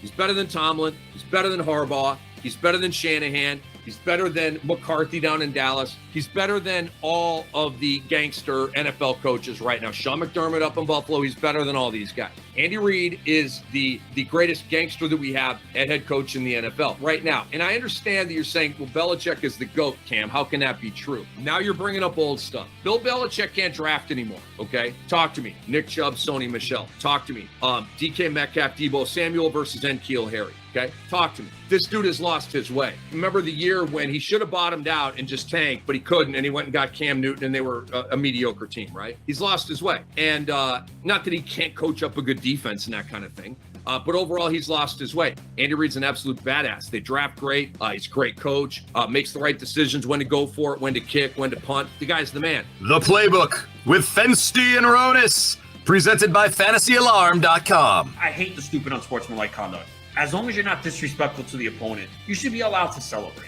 How I used to say it, and to bring up, because now basketball's starting to bring up personal. Oh, dude, it's even worse than basketball, isn't it? So Dikembe Mutombo, who used to get teed up in the 2000s, the 90s, they didn't give a crap.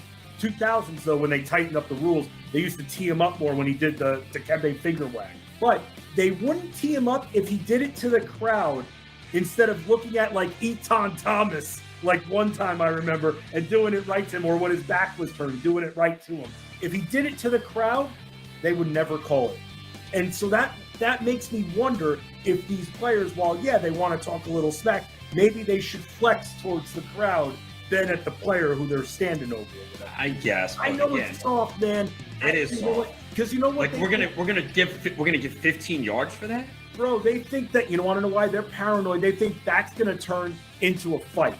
See, I disagree with that. That's not going to start a fight. I agree with you. They don't agree with us. It's one thing, okay, if you spit in someone's face or say something derogatory, like about their family or something, right? Yeah, that can incite it. But if you're just like, yeah, I made that play, what? You know what I mean? Like, again, they know the rules. You got to know you're going to get flagged. You have to have discipline. But, like, I don't know. I have no problem with celebration as long as it's not disrespectful. What's disrespectful? You know, it's interpretation, and that's my problem. Watch, it's going to cost someone in a big playoff game, and that's when people are going to go crazy. There'll be a third down play. Someone makes a pass breakup, and they're in someone's face. They're going to throw a flag. It'll extend the drive. That team scores, wins the playoff game because of it. You need something drastic for it to really leave an imprint, and I hope that doesn't happen to mine. Better Sports Network is betting, fantasy, collectibles. It's sports talk done better.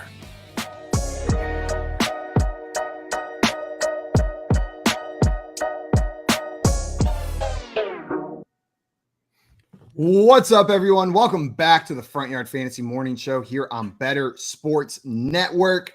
It's in the game. Auto game. Ow! No, you mix them up again. But you just got to throw them all together, every single one of them. We want to commit copyright infringement on as many different brands as possible in one sentence. Like 6 months, that's going to be like 5 minutes long, going through all the different auto parts stores slogans. Absolutely, we gotta remember all of those. We had another question come in the chat. JL MB said, I asked last night, but as far as wide receivers, what is the offer you can't refuse for a top wide receiver? I have Eckler, Chubb, Etienne, Patterson, and Jones. So looking at those running backs, what's an offer you can't refuse? And maybe if it gets refused, MB just has to say, maybe my league mates don't want to play with me. What would be a non-refusable offer? I mean, two of those guys for one of the top wide receivers, I would think, right? Like if you got an Eckler and an Etienne for Anybody, just And literally any single player, you're taking it, right? I think so. I still think it's an overpay. I don't think you should do that. I don't think that's going to make your team better. But the question is, an offer you can't refuse. That's the answer. Yeah, and if I'm with you, JL, I would try just individually one of those players. Chubb for Cooper Kupp. Chubb for Stephon Diggs. Yeah. Something along those lines. Yeah. Is what I'm going to do. That'll work. I see Chris in the chat say, yo, what up, Chris? Welcome in. What up, Chris? Welcome in. You are just in time. We are about to play some poll perception this morning. Poll perception is our signature game.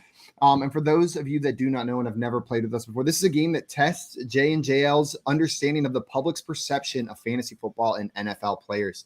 We've got some polls that we found online, and I'm going to ask JL to guess the results of one of these polls. JL, I'll read the poll to you. I'll give you the two sides or more, and you're going to tell me what percentage of people chose the first side, side A in that poll. The closer you are to the actual answer, the more points you're going to get. But if you're more than 15 points away, percentage points, you are going to get nothing for that round. After you set your line, though, Jay, you're going to be responsible for guessing the over under on those poll results. If you think the actual answer is over or under the line that JL set for side A, get it right, you're going to add 2 points to your score. We'll go like this back and forth until we get to our fifth and final poll, where you guys will both be guessing a number. The contestant that's closer on that one will get 5 points, 10 if they are exactly right. And the person with the most points is our poll perception champion on this Thursday morning. Not to brag, but I did get the final poll exactly right on Tuesday for an epic comeback. Just had to throw that out there. And I just want to say, Jay's, even with the lack of humility there, is still underselling his victory. It was a comeback for the ages. Not only did he hit it exactly right to win on the final poll, the poll right before that, he went full game 3 and said, the only chance I have is if I go way under. He wasn't even sure it was way under. Said, I got to go way under. I got to hit it. And then I got to get it exactly right. And he did both of those things to pull the W out. We'll see if you can get it again today. It was pretty glorious, Jay. I meant to congratulate you for that. Thank you. I appreciate that. And he beat the nicest person in the fantasy industry. I know. Like, what an ass. What a total ass. I wanted to throw it. I love Jorge so much. And of course, the one guy that I did it to. No, you never throw.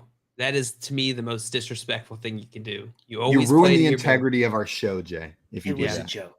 It was no. Not just. I'm just not even talking about the show. I'm just talking in general. Like Maria and I are like super competitive, but we always like. There's no way either of us would ever let the other one win in any sort of game. You have to play through. Even if like there's real anger coming out, like it's just pure frustration at that point. You're like, we got to finish this out, and I'm sorry, but I'm gonna beat you. Yeah, because it's disrespectful to her or to my opponent if I throw it. Like that is so disrespectful to let somebody think they won when they didn't. Oh, manipulative. That's like if things are ever going too well in my relationship, I'm like, hey, Leanne, you want to play Mario Party? Like if we've been on like a real hot streak, everything's going good. We haven't fallen like a good Tuesday just to blow everything up. Leanne, want to ruin everything that we've been working on for the last 6 months in 1 hour? Give me 10 turns. I'm stealing your star, and then it's all down the gutter. Everything you've been holding on to is going to come out in 1 turn. Tommy in here reminding us of one more rule that we do have for poll perception. You don't have to guess over. You don't have to guess under. If you think it's exactly right, you can also queen B it. You can take the queen B, which means you think your opponent's guess is exactly on. Do that. You're going to get the same number of points as them for getting it just right. You're going to get 10 points as well. You guys ready to get into this game of poll perception? Yeah, can we hit, let's hit Chris's question. He said, really nervous about Allen. I don't have a stash QB. I want to pick up Garoppolo, but don't know who to drop. Cooks, Dylan, Justin Herbert, Damian Harris, or maybe Khalil Herbert. I was about to say. Yeah. Damian Harris or Deonta Foreman. If it was Justin Herbert, his problem would be solved, right? Because then you'd have Justin Herbert ready to go. That's 100. That makes a ton of sense. To be honest, I was reading without comprehending.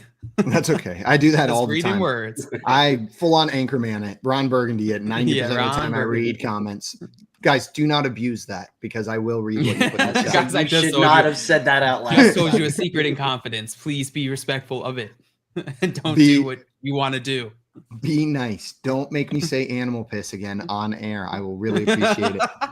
Of all these players, I'm probably dropping Brandon Cooks. I don't even I'm just so uncertain about what he's going to do with this Houston Texans team. If he's going to play, and if he plays, if he's going to be putting his heart into it. I just don't see him giving his best for the Houston Texans the rest of the season. And not that I blame him. You know what I mean? This isn't an indictment on Brandon Cooks. He's upset. Maybe he has every right to be with this Texans organization, but because of that, I think he's the dude you got to cut. What about you, JL? Yeah, out of that group, Cooks is the one I'm cutting. I would be hard to make that decision with any of these other guys, because if I'm your league mate, I'm picking up any of those guys at the wire. I'm picking them up instantly.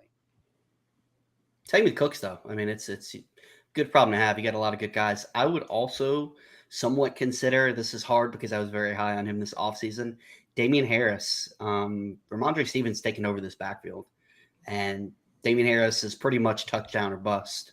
So if you're desperate for wide receiver and don't want to get rid of Cooks, he'd be the other guy I would consider. Yeah, Bill Belichick has a pet name for Ramondre Stevens. He calls him Mondre now. That's real. Yeah, he's the favorite son. It's very well. Cool. Then yeah. There's no point of even rostering Damian Harris. The Patriots should actually cut him with a nickname like that, to be honest. Now that we've said that, JL, just watch Damian Harris get 22 carries. I know, weekend. Right? Like that would be so Bill Belichick. Maybe Mondre didn't come up with a nickname for Bill Belichick fast enough. Know what I mean? He said that, and he's waiting for Ramondre to reciprocate. Yeah, he's calling him coach. Yeah, exactly. That's what I was thinking. He just keeps walking in, and every time coach what? Would it be cool if we had nicknames for each other, Mondre? He wants him to call him Coach BB. Coach BB. What's up, my BB? Hey, BB. Oh, I hate how you say that so much. We had one more question in here from Fantasy Dog before we get into poll perception. He said, busy working morning, y'all. Who do I cut? Full point busy PPR. Working morning. Kenyon Drake, or I'm guessing Michael Carter. You dropping Kenyon Drake or Michael Carter? It's a toughie. I'll drop Kenyon Drake. Yeah, Drake. That's what Fantasy Dog was leaning towards. Jay, are you going Kenyon Drake as well? Yeah, Gus Edwards is expected back after the bye. J.K. Dobbins is going to be expected back a few weeks after that. So, yeah. I still think Kenyon Drake will have a role on this team, but it is not the same as Michael Carter. Right. Absolutely. I'm dropping Kenyon Drake as well, but not thrilled about it, Fantasy Dog. You must have a pretty good team if you're just throwing running backs onto the waiver wire like that. Awesome out there. In this economy, we bring it up every day. Freaking economy. In this running back economy, and you're just dropping Kenyon Drake on the waiver wire. Wild, nice. My man. Must be freaking rich getting nice. Richer. Am I right or am I right? Fantasy Dog. You woof, are woof, right. Woof. Come on. Woof. Because here is your first poll. Except I haven't even said who's going first. Hey, Jay. No, you haven't. As the guest on this show today, I'm going to let JL pick if he wants to go first or second. JL, do you want to go first or second on today's show? I want to go first. JL going first. Jay, that means you are going second. And guys, if you want to play along with us, either join one of these guys' teams or play for yourself, hit that call in button and come play some poll perception with us. We would love to have you join the show. Absolutely. JL, you're up first. All right. Here we go. JL, your first poll it comes from Floor Slapper Sports is the account that it comes from, okay? Great. Say that 3 times fast. Floor Slapper Sports, Floor Slapper Sports, Floor Slapper Sports, Floor Slapper Sports. Okay, Jay, now I see if you can do better. Floor Slapper, no. No. I couldn't even say it once. Nope. Nope. Jay just did the equivalent of running up or running off the diving board, but getting to the edge, stopping, and then still kind of falling in. Yeah.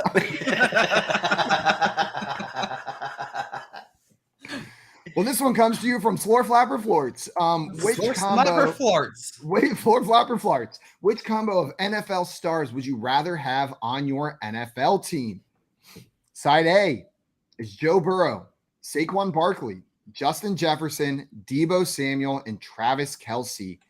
So that is side A. I'm going to post these in a little chat for you, Jail, so you don't have to memorize all of them. It's a lot of names to memorize. Thank God. You saw me sitting there like, oh, God. I did. You got this? Trying to visualize. That's exactly what I was doing. You looked so serious. Like you were like, I'm not going to forget. I'm not going to ask again. I knew it was only there for a second. Okay. Side B is Patrick Mahomes, Nick Chubb, Devontae Adams, Tyler Lockett, and George Kittle. So to reiterate, side A, Joe Burrow, Saquon Barkley, Justin Jefferson, Deebo Samuel, and Travis Kelce.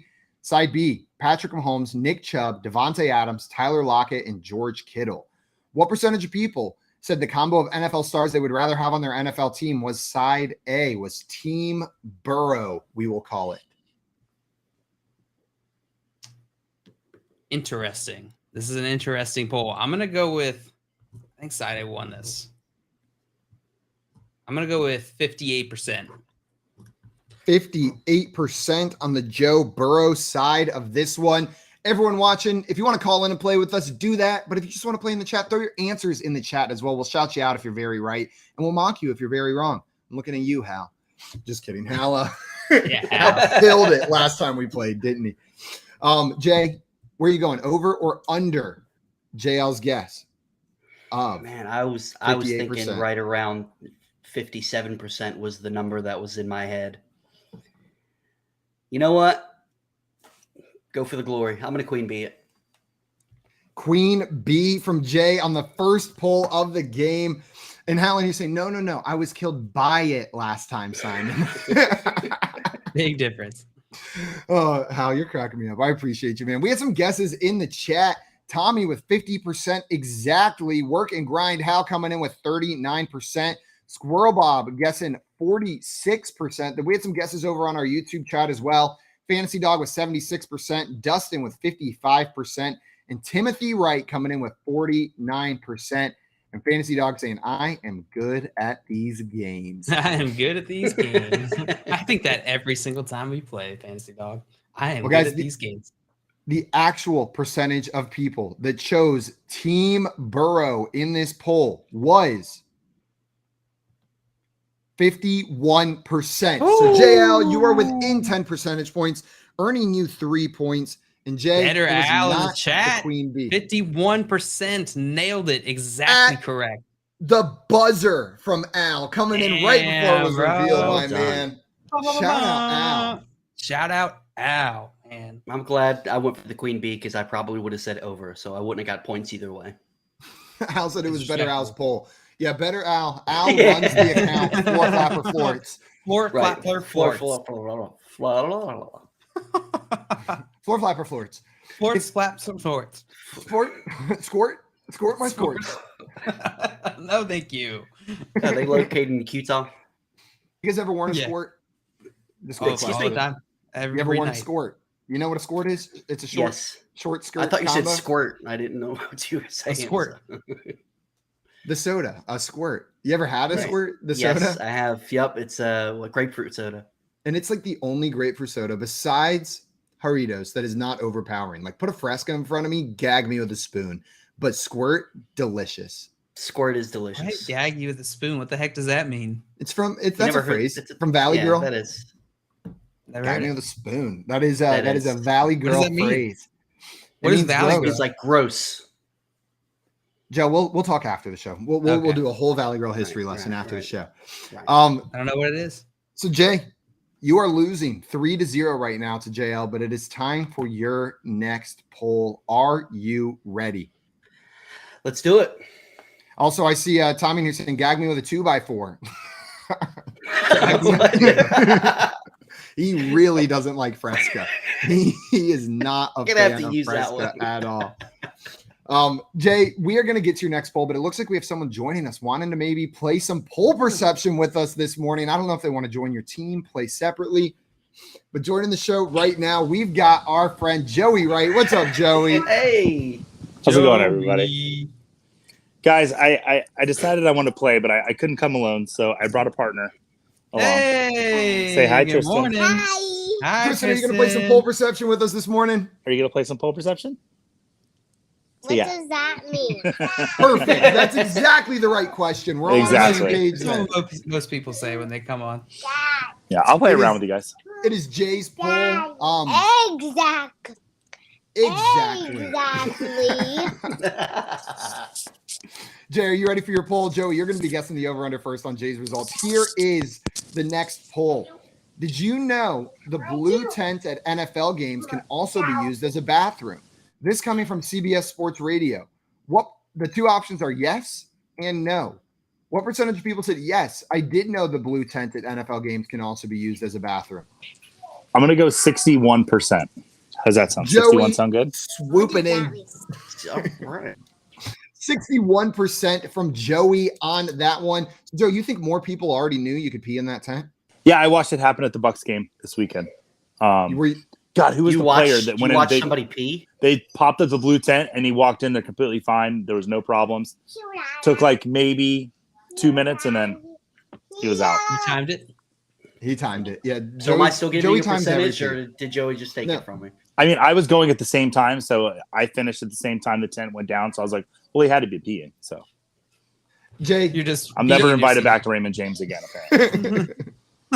Or you're explicitly invited back. Maybe they enjoyed the show. Jay, Joey guessed 61% for this poll. Do you think the actual answer is over or under 61% of people who knew, yes, you could pee in that tent? I think it's way under. Well, I know it's doing way under, but I was just making a comment. Jay just throwing insult in there for absolutely no reason. 61% from Joey, under from Jay. JL, what about you? Do you think it's over or under Joey's guess of 61%? I will also take the under. I can't imagine 61% of people knew it, unless they're just lying on Twitter, maybe. Or, I don't know, like you could just assume the thing about the tent, right? I have not looked at the results of this poll yet, but it's a blue tent. Where else are they going to pee, right? Maybe they look like, maybe they saw this poll and you're like, you know what? That makes sense.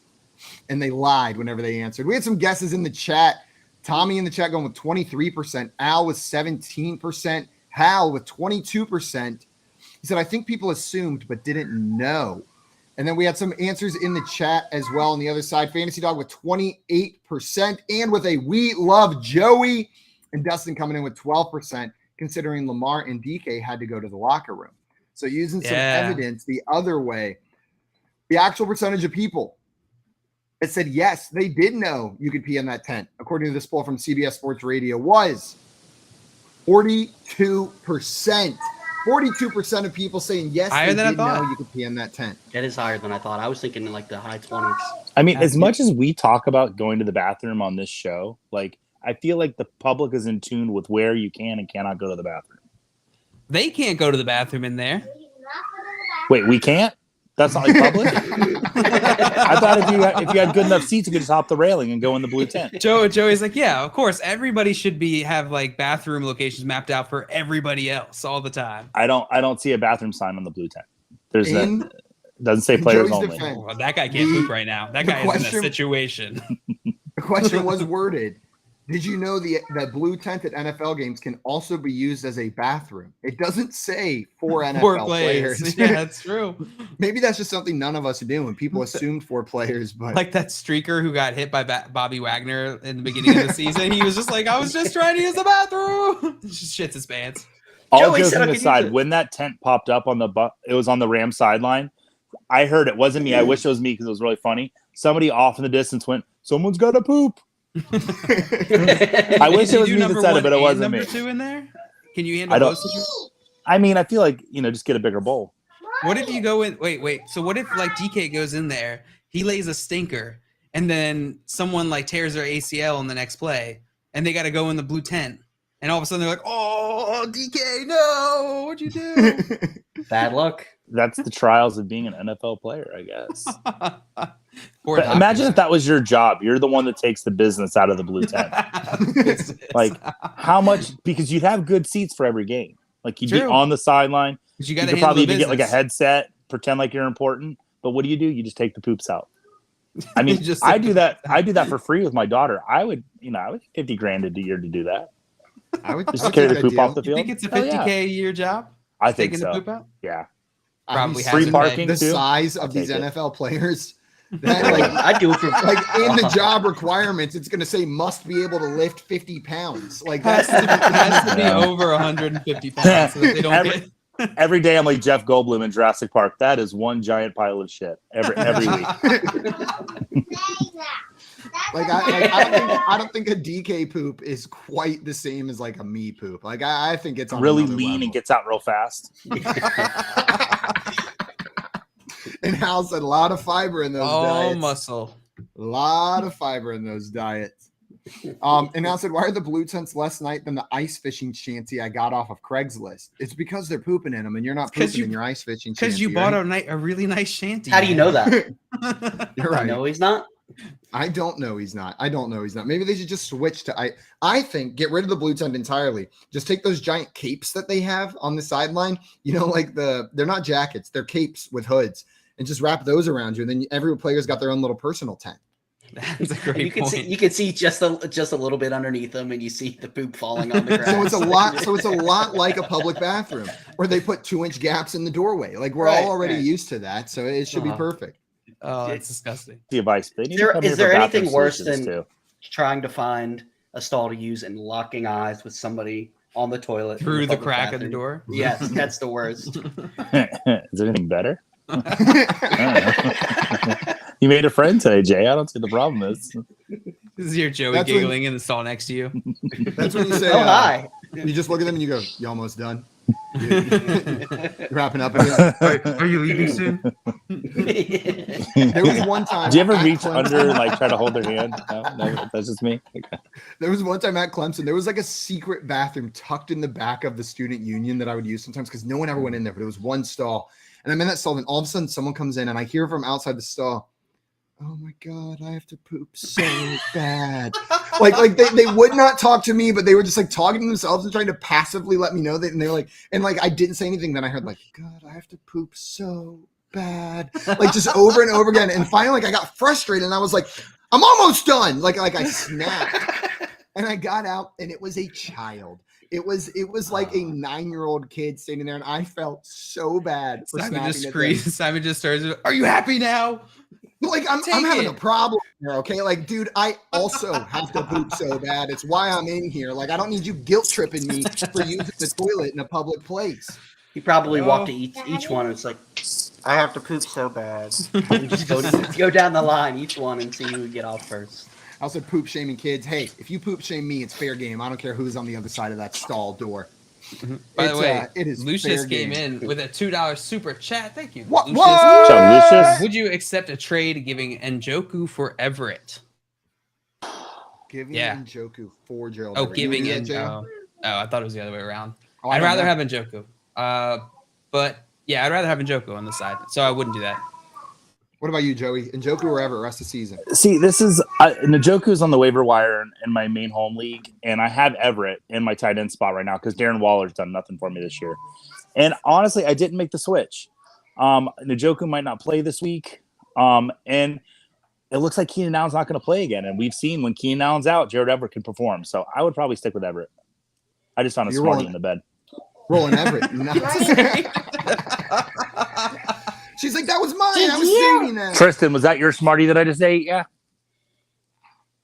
Oh, she's mad. Oh, so mad. Jay, guys, I'm going to let you get back to it.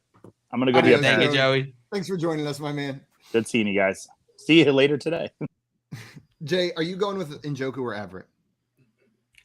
All I can think of is you poop shaming a kid. I'm going to lean with Everett. I agree with Joey. You know, it's going to be multiple weeks before Mike Williams comes back. Who knows what's going to happen with Keenan Allen, and Everett's performed. It's a coin flip, but I lean on the Everett side.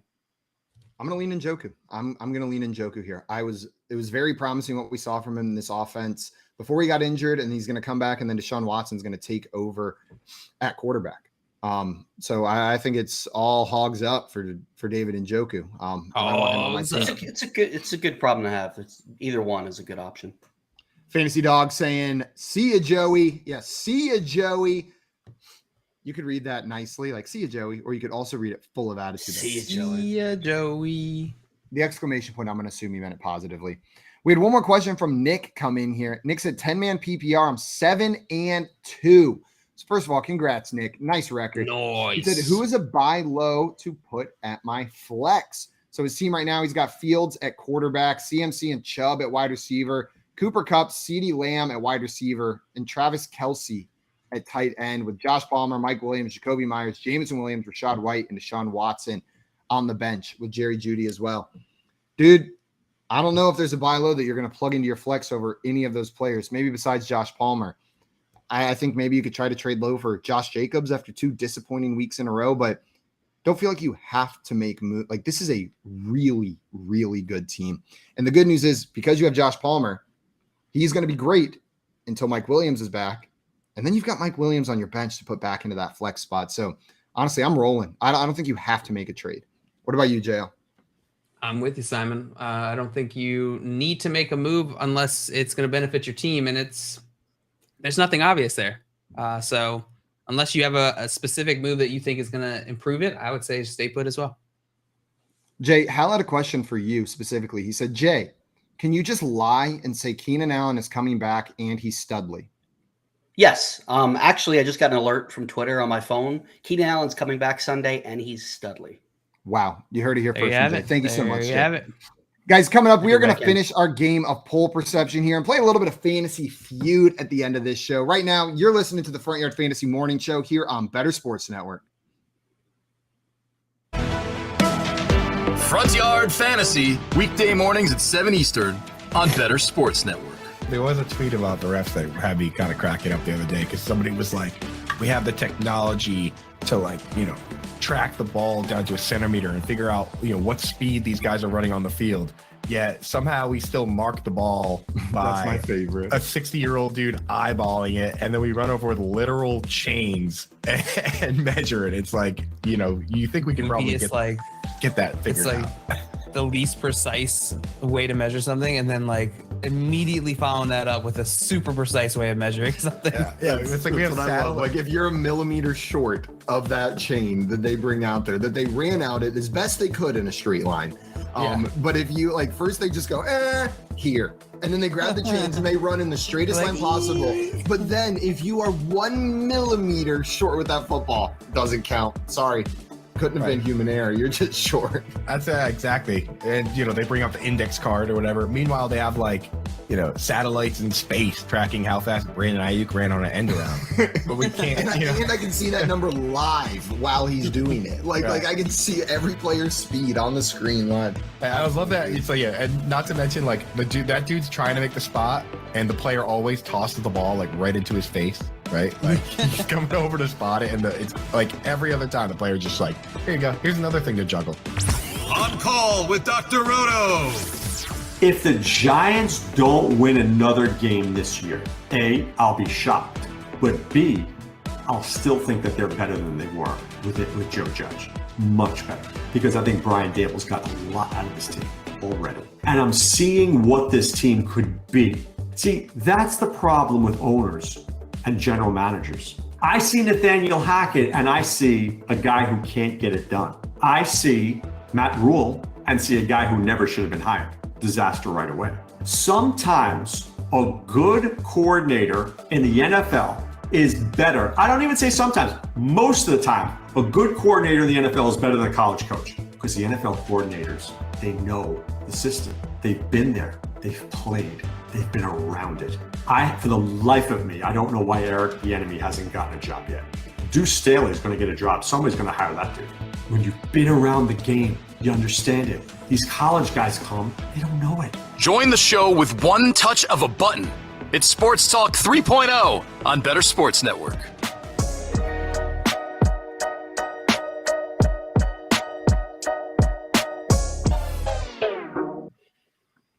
What's up, everyone? Fantasy Morning Show here on Better Sports Network. We are going to finish our game of poll perception right now. JL has a lead of 5-2, and Jay has yet to have his first poll. So, Jay, you got plenty of time to come back. We will get those polls in there. Before we do that, though, I saw another question come in the chat.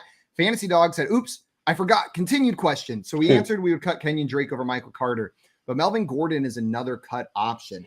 So, Jay, if you were staring at Melvin Gordon and Kenyon Drake and had to cut one of them, which one of those players would you cut? Initially, I thought Kenyon Drake, but I'll say this. If this is somebody you're stashing on your bench that you don't need to immediately put in your lineup, I would probably hang on to Kenyon Drake because like JL's been saying, he's looked really, really good in this offense. We're assuming Gus Edwards is going to get the run when he comes back, but he might not. I think we know what Melvin Gordon is at this point in his career, and they just traded for Chase Edmonds. I think it's just going to be a mess. I think the upside for Kenyon Drake is a lot higher than Melvin Gordon. I'm I'm with you, and it sucks. Melvin Gordon, like this was the exact you and I especially. We love Melvin Gordon this offseason. And this was the situation. Like if something happened to Javonte Williams, we expected Melvin Gordon, who's been a great running back in seasons past, to just step in and have that full workload, and he's not. Immediately split with signed off the street Latavius Murray, and now they're adding Chase Edmonds. Yeah, I just don't see the upside with Melvin Gordon. There is upside still there with Kenyon Drake. I'm dropping Melvin Gordon. Yeah, I'm with you guys. I would also drop Melvin Gordon. Triple Melvin Gordon, fantasy dog. Triple Melvin Gordon. Jay, are you ready for your first poll here? Time to come back a little bit. Yes, yep. It's going to be just like Tuesday. Here we go. Jay, this poll comes to you from Rohan Chakravarthi, who is a reporter who covers the San Francisco 49ers for 49ers Web Zone and the co-host of 49ers Red Zone podcast. So keep that in mind. He covers the 49ers. The question is Deebo Samuel a top 10 wide receiver in the NFL? Side A is yes. Side B is no. What percentage of people said yes, he is a top 10 wide receiver in the NFL? Thank you for giving me that context of where the poll came from, because that definitely changes this. I do not think he is currently, but Niner Gang, they are going to hype up their boy. I am going to go Is that what they're called? with, that's their little slogan, Bang Bang Niner Gang. Bang Bang Niner Gang. Sounds weird. That? Bang Bang Niner Gang. Bang Bang. Bang Bang. I'm not going to say that. I don't like it. It's a weird thing. Yeah. I'm glad that's not my team. Bang Bang Niner Gang. You know what I'm saying? No, thank you. Absolutely not. No. Are you almost done? I'm going to go with 63%. 63% from Jay on this poll. JL, do you think the actual answer is over or under Jay's guess of 63% on the number of people that think, yes, he is a top 10 wide receiver? I'll take the sorry. He gets 63. I'll take the over. Taking the over. Also, Tommy here saying, you sure about that? Or is that just with certain San Francisco fans, Jay?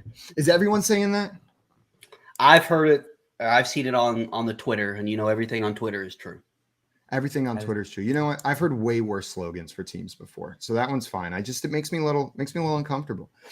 JL, you took the over. Jay guessed 63%, and we had some guesses in the chat as well. Hal coming in here with 89%, Tommy with 92%, Dustin guessing 69% over in our YouTube chat. The actual percentage of people that said yes, Deebo Samuel is a top 10 wide receiver in the NFL was 69%. Dustin, you got it exactly right, my man. The chat is on top of it today. Al with one exactly right. Dustin bang, bang. with one exactly right. Bang, bang, Niner gang. See, I tried to give it a chance. I just didn't like it. Jay, you were within 10 percentage points on that one, though, with your guess of 63%, giving you 3 points, tying it up with JL. JL, you did guess the over, though, right? I did guess the over. Yep. So that's going to bring you to 7. It is 7-5. And I thought I was wrong on that one. Hell yeah. You got it right. JL took I know. the over. I thought I got 0 You guessed points. 63, and 69 is higher than 63, Jay. I can break it down for you further if you want. Yeah. Sure? Yeah. Could you break it down even more? Yeah. Yeah. So if you look at the two numbers, like if someone said, do you want 63 brownies or 69 brownies, you would probably say 69 brownies because it's more brownies. Okay, well then you would have less brownies, Jay, and then you're gonna remember the fantasy points conversation we had earlier. Yeah. I get it. It's very similar. It's where you should have started. Yeah, it's the one with more. The bigger number is bigger. So JL, you are up 7-5 on that one. We're gonna do one more poll That's a to determine confusing the way winner. to address me. What? JL. Saying JL like that when the only other person here's name is Jay. Okay, well, give me a break, guys. The people I work with every single day are Jay, JL, Jay Wall, and Joey. Okay, like that is just preposterous for me. Over here sitting as the Simon. We got Simon, and then we got a bunch of variations of Jay, JL, Jay Wall. Well, you're one of the Jays. It's easy for you to remember. Right. We had some questions come in while we were playing there. From Michael, he said 8-man standard league. Hold on, let me break this down here. 8-man standard league. It's got Kyler Murray, Travis Etienne, Kenneth Walker, Cooper Kupp, Juju, Kelsey, Lazard with Boyd, Garrett Wilson, Freiermuth, Tony, Hubbard on the bench. And with Jonathan Taylor and Keenan Allen on the IR, need another running back. Trade ideas. Are there any other? Are you guys making any trades? Given his roster, are you trying to move any of these guys for an upgraded running back? Could you run through it again real quick? I got Kyler Murray, ETN, Walker, Kupp, Juju, Kelsey, Lazard with Boyd, Garrett Wilson, Freiermuth, Tony, and Hubbard on the bench, Jonathan Taylor, Keenan Allen on IR. No, absolutely not.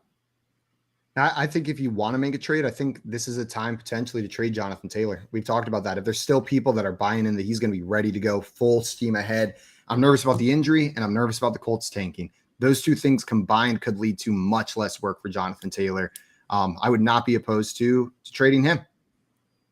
See if you can get a comparable back, like just an Aaron Jones. If you could trade Jonathan Taylor, like I would be willing to do something like that. Would you guys do like Jonathan Taylor plus Alan Lazard for Saquon? Oh, absolutely. No questions asked. Heartbeat. What about for who's another? David Montgomery? No, I'm not trading Jonathan Taylor for David Montgomery. I'd rather start an injured Jonathan Taylor on a tanking team than what David about Montgomery. the opposite? What about something along the lines of like JT for somebody asked a question the other day, Jeff Wilson and DK Metcalf? No, I don't think I'm doing that either. I think I need a running back that I trust in that spot right there. Would you guys do it for a Dameon Pierce? Would you trade Jonathan Taylor for Dameon Pierce straight up? I think I would. I think I would too. I don't like it. I don't like it either. And Michael's saying Walker and ETN are on bye the same week, so that's why he needs another running back. Makes sense. And JT might play this weekend. Right. And the one thing I want to say about that too, don't destroy your team just to get guys to fill in for the bye week. Worst case, you take a loss and you're that much stronger on the other weeks. I'm not saying don't purposely throw the week, but don't feel like you have to go make bad trades just to start players. K-Pad in here had another question for us. Said Cordero Patterson or Leonard Fournette in the RB2 spot this week. Ooh, so Dale, would you be starting Patterson going up against the Carolina Panthers or Leonard Fournette going up against the Seattle Seahawks this weekend? I said sit Cordero Patterson last week. I don't think I can do that this week. He got, 3 touchdowns? 2, but could have been 3. Could have been 3. Leonard Fournette is still Leonard Fournette. He's still the running back one on that team against Seattle. I think I would go Cordero Patterson here. But it's pretty close. It's pretty close. You know me, I'm the resident Cordero Patterson hater, not as a person, but as a fantasy asset. But the way that offensive line in Tampa looks is not good. They play tonight in Carolina. The weather is supposed to be rainy and windy. I think they're going to run even more than usual. Yeah, I'm going Cordero Patterson. Cordero Patterson's got the Carolina Panthers, which are giving up the third most points to the running back position. It's a good matchup for Cordero Patterson. It's not a bad matchup for Leonard Fournette either. But they may end up having to pass a lot in that game. Seattle Tampa Bay game might be it might be a sneaky high scoring game. The over-under on that game set at 44.5. The Bucs 3-point favorites at home in that one. I think I'm rolling with Leonard Fournette. Like you said, Dale, the matchup is also a good matchup. They're bottom 10 in points allowed to the running back position. The Seattle Seahawks are.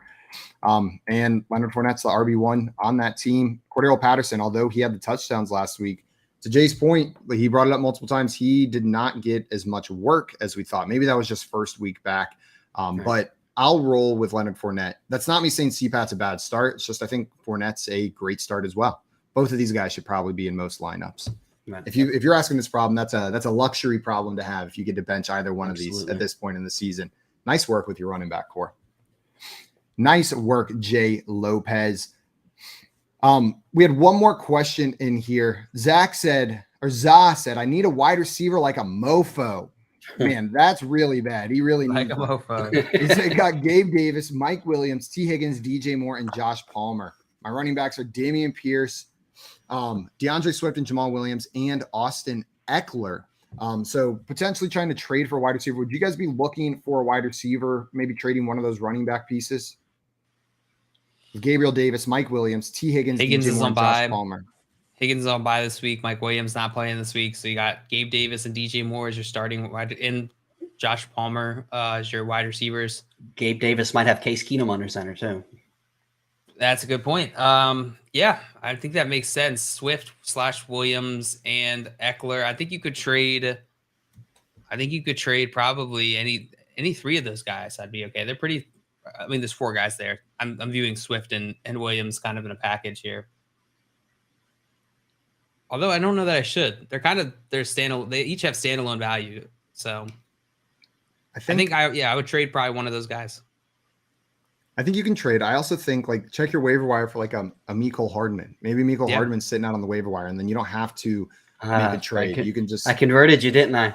Yeah, I went and looked at the numbers, Jay. You brought it up, and I went and dug in, and I was wrong. Mecole Hardman's been killing it over the last. So expect a 0 this week. 100%. Now that I'm in, or a Terrace Marshall that you could plug in tonight. I know it's expected to be a rainy, windy game, but he's been getting targets. Wandale Robinson's been dropped in a lot of places. I'd be fine plugging him in. Absolutely. Yeah. Michael Gallup is sitting on some waiver wires still. That's another name. Call. So I don't think you have to make a trade, but you absolutely could do that. Guys, are you ready for the final poll? This is going to determine the winner. Both of you are going to be guessing a percentage on this one. It's close enough that whoever's closer on this poll will be the winner of our game. Do you guys have something you can write down on? I got my phone. Let's do it. Here is your final poll. This comes from It's Monty Gator. What they want to know is what food is better? Side A, Mexican food, or side B, Italian food? Don't do it. What percentage of people chose Mexican food in this poll? Can't we just like both? Like it doesn't have to be an either or concept. Both are delicious. Oh, okay, I got my answer. Was not an option in this poll, Jay. This is. I just want the world to know this is not my opinion. This is what I think the public will feel. Which is the game here. I'm struggling. Also, I saw Hal in chat asking where is this poll from. It comes from a Twitter account called It's Monty Gator. Is what it is, and that account the official account for the country of Mexico for Monty Gator, which looks like an alligator playing guitar, and it says rock and roll is what the bio says. Rock and roll, bro. Right, Jay Lopez said, thanks, guys. Subbed. Looking forward to future content. I'll probably just running back to have Cordero Patterson and flex Uncle Lenny. Questions coming. We love it. That's what we're here for. This morning, Monty Gator tweeted out, "Good morning. I've turned your house into a pool," with a picture of a gator just swimming through a house, and then retweeted it himself at the exact same time. So it's on there. He's saying good morning to you guys. You guys have your answers? I got my answer, yeah. It's Monty. Okay. Gator. We got some answers in the chat as well. Tommy with 42%, Hal with 76%, Dustin coming in with 60%, Jay going with 63%, and JL going with 42% from JL. Well, guys, the actual percentage of people that said they preferred Mexican food in this poll was 61%. Jay, you are going to be our poll perception champion today. Do you prefer Mexican food or do you prefer Italian food, Jay? Honestly, I love both. If I had to pick between the one, I would go with Italian food. But I do love Mexican food as well. Mexican food is my favorite food of all time. Me too. It's my 101. It's Mexican food. Mexican food is tops. That doesn't mean Italian food's bad. It's delicious. Right. Love Italian too. And Tommy said Italian if I am making it. He said, get that macaroni grill crap out of here. It's only homemade. Hey, you watch Tommy your mouth. cooking. Macaroni grill is fine, baby. Macaroni grill is trash. I have never been. I'm going to be real. I worked at Macaroni Grill. It is not fine. You should not eat there. It's pretty gross. I was a busboy. Just avoid Macaroni Grill if you can. Any Italian restaurant that has buffalo chicken parmesan on the menu probably shouldn't exist. I remember one time my dad ordered buffalo chicken parm at a Macaroni Grill, and the waitress asked how everything was. He goes, "Well, honestly, it wasn't very good, but that was on me for ordering it." He at least takes full responsibility. That's a good thing. Good. He was like, I'm the one who ordered buffalo chicken parm. That's not on you guys. Jay, congratulations on that W. Getting your poll perception victory. That's 2 games in a row. You've pulled out a poll perception win. I like it. I'll keep going. And I believe we have another game that we're going to play today. We're going to play some Fantasy Feud. Before we do that, though, I believe we have a prop bet draft to pay out on from Monday night. And JL, I ran through. I don't know if you've run through the results yet. Have you? I have not. Well, Jay and I ran through them the other day together. We were so excited to get to watch you do an impression. And instead, you won. You were the winner of the Monday night prop bet draft. Jay and I each got 1 correct. You got a whopping 2 out of 3 correct, making you the victor. What were the props again? Let's go through them. Let's pull those up if we got them over here. The props were, I'm going to need 1 second, JL. Stop. Yeah, let's go through them. Good idea, JL. Thanks for Mexican the heads up. lasagna, whatever that means. It's like the Mexican pizza from Taco Bell. Yeah, it's exactly what it is. This is Taco Bell's next menu item, Mexican lasagna. I'll say I tried the Mexican pizza. Not good. Oh, well, Not you're great, just Bob. wrong. You're just wrong. You got to get it with black beans instead of with beef, and it's 10 times better. Okay, I'll try that. Okay, we got it. My first one was Devin Duvernay over 3.5 receptions. That was a bonk. He did not. He had 1 target, 1 reception, if I remember correctly. JL, you did Lamar Jackson over 9.5 rushing attempts. That one hit. Lamar Jackson had more than 9.5 rushing attempts. Ding. Jay, you did Kenyon Drake over 44.5 rushing yards. I believe he had like 93 or something like that, or 76 or one of those numbers, that's higher than 44.5. So you got that one right. And then Jay, your next one was Lamar Jackson over 34.5 yards, longest completion. That was a bonk. That one did not happen. JL, your next one was Lamar Jackson over 275.5 pass plus rush yards. Bonk. That one did not hit. And then the one I did hit on, Chris Olave over 64.5 receiving yards. I hit on that one. Ding. And then I missed on Lamar Jackson, 18.5 yard longest rush. His longest rush was 17 yards, not 18.5. That one hurt a little bit. I saw him take off and I was like, this is the one. And then they said 17-yard run. And I was like, damn it. No. You just had to stretch a little, Lamar. If you would have just stretched a little further, we would have had it. But that's okay. Dale, the last one that you did get right that won you the game was Andy Dalton over 35.5 yards for his longest completion. He did have a completion longer than that. And Jay, you knew it when you took it, that it was going to be a trap. You took Andy Dalton under 4.5 rushing yards. And I believe he got 5, right? He got 5. Yep. I saw that at the end of the game. I was so pissed. I wanted to throw my phone across the room. Andy Dalton, the most rushing yards he's got all year. Okay. So Jay and I have to do an impression bet, JL. What's it going to be? All right. I want to hear. Oh, we got some. All right. We got Yoda and we got Mario. No, Mario's too easy. Give me Yoda and give me R2D2. Okay. Jay, do you want Yoda or R2D2? Give me Yoda. Okay, cool, of course. All right. Yeah, I'll take the robot that doesn't say words that I have to have a conversation with. That's cool. Good choice, Jay. That makes it really nice for an improv conversation. What are we what's the conversation about? Are we just you want some context too? All right. Yeah, that might help. You guys are trying to figure out public transportation. You're trying to get on the bus. Let me wet my whistle real quick. Ew. Okay, I got to do this. We're trying to get on the bus, you said? Yeah, you're trying to figure out how to get on the bus. You don't know what a bus is. Okay.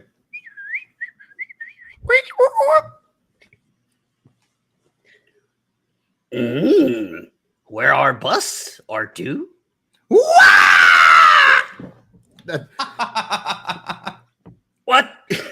R2, watch out! Have you quarters for bus? I can do the R2D2 scared, but that's all I got, guys. Yeah, like I thought that was sort of the limitation of your repertoire there. Yeah, I can whistle and I can scream. Mexican or Italian? Yoda just seems also equally as confused. We got to figure out some prompts for these. You know what I mean? We got to take 2 characters and then maybe we get some prompt suggestions from the chat as well on these. Build those stories out. R2D2, we got to get characters that say words, right? That was pretty good. I thought you did a good job. I was very impressed, Simon. Well done. I really was. Tommy said if I close my eyes, it's like I'm in the movie. It's weird. Our viewership went to 0 after that. Yes. I love what Keith said.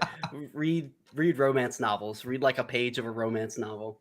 You know what? That is a great idea. We get like some like just horribly erotic romance novel off the $2 shelf at Barnes and Noble, and then you have to read a full Horribly paragraph erotic. of it. And yeah, not really well done erotica. I'm talking like, have you guys heard of the book Belinda Blinks? No, but it So sounds there's like I'm about to. there is a podcast called My Dad Wrote a Porno. And it is one of my favorite podcasts of all time. And what it is it's like this 28-year-old guy whose dad in his retirement decided to become an erotic author with no previous writing experience. And he found his dad's book.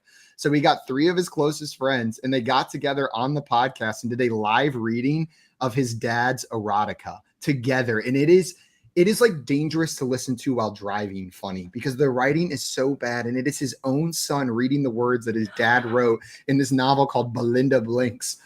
It's and it's about this woman who's sleeping away to the top of the pots and pans industry. She's Well, we have to get. That's it. We have to read a page of Belinda Blinks. Industry. So maybe we'll read some Belinda Blinks. Maybe I'll order a copy of Belinda Blinks for all of us, and we can read that. I love that.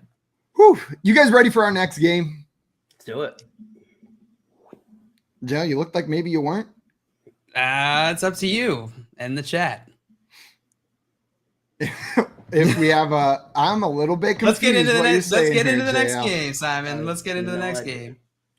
What's happening right now? Guys, up next, we are playing our game that we call Fantasy Feud. So how Fantasy Feud works is I've got some lists, just like the popular TV show Family Feud. Lists of players, maybe top ranking lists or the most of a specific set. I'm going to give you a criteria. It could be like the player who's thrown the top 6 players in passing touchdowns so far this season. You guys will buzz in and try to give an answer that you think is number 1 on the list. If it is the top answer on the list, you're going to get to go guess all of these, or you can choose to pass it to your opposing player. Whenever it's your turn, your job is to get every single player or team or whatever it is on this list without getting 3 strikes. Each time you get one wrong, I'm going to give you a strike. Each time you get one right, you will get to go again. Get all of them. You are going to add the points from that round to your score up to a max of however many options there were. Get 3 strikes. Your opponent has an opportunity to steal. In order to steal, you just have to get one of the remaining players, at which point you will steal every single one of those points. You guys ready? Sounds good. I'm ready. Let's do it. Let's do it. Guys, your first prompt is buzz in with your name whenever you see it. Or whenever you, not whenever you see it. What? Whenever, That's a weird That's a weird one. Buzz in with your name whenever you think you know one of the answers. The top 6 players in yards per rush attempt with a minimum of 50 attempts. Jay.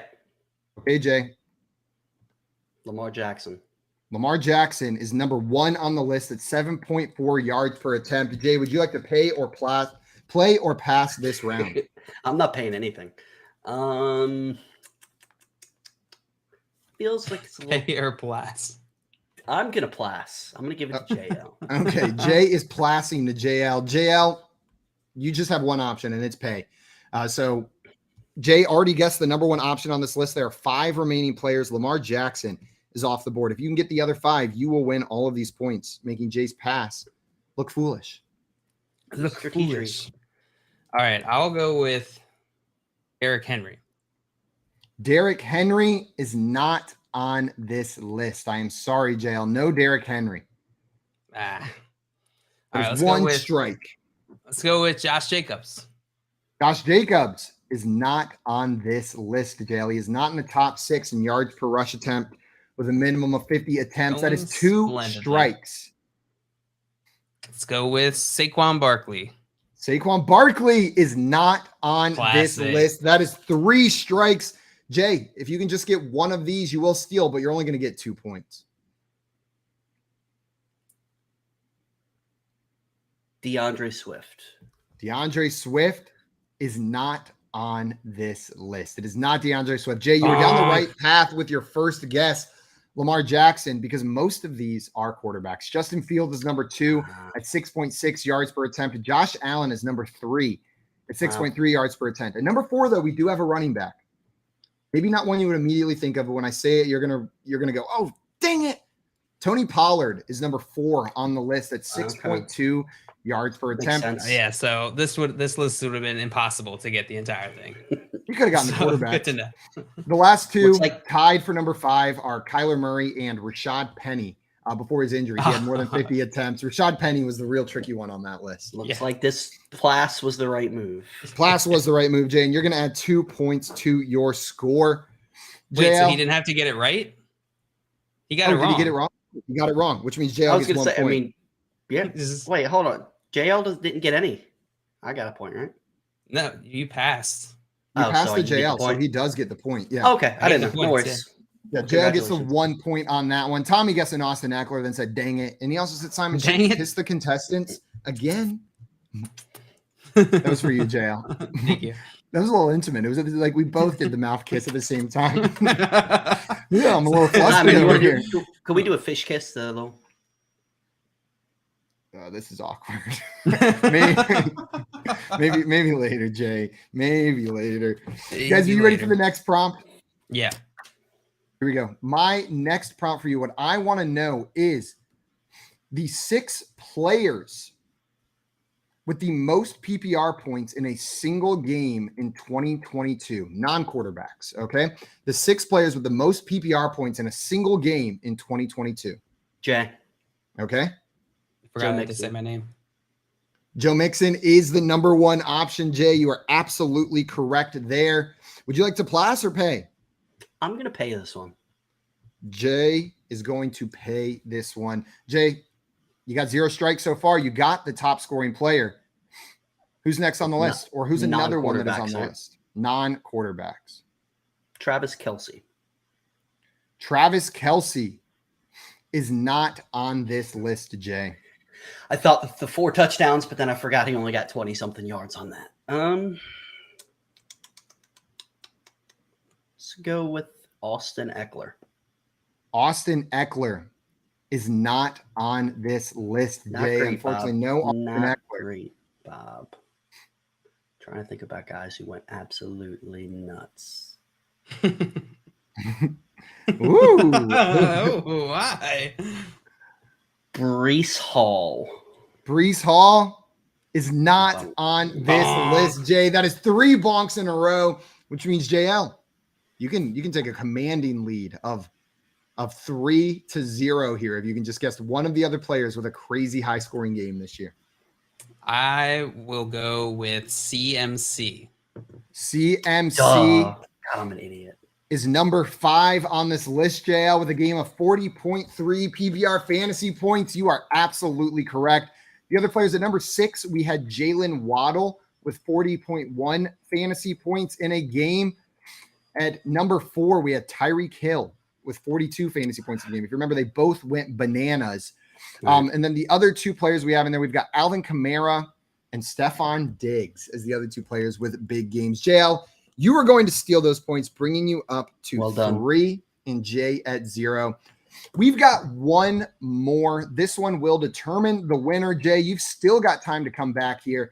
One more round of Fantasy Feud to determine the winner of this game. You guys ready? Yep. Let's do it. Okay. My question for you is, I need the top 6 passing yardage leaders through 9 weeks of the season. JL. Okay, JL. Passing yardage leaders. I'm gonna go with Tua. You're going with Tua. Tua, unfortunately, is not on this list. So am I guessing now? Yeah, so now you get a guess. Joe Burrow. Joe Burrow is number 3 on this list, Jay. Would you like to pass or play? I'll pay.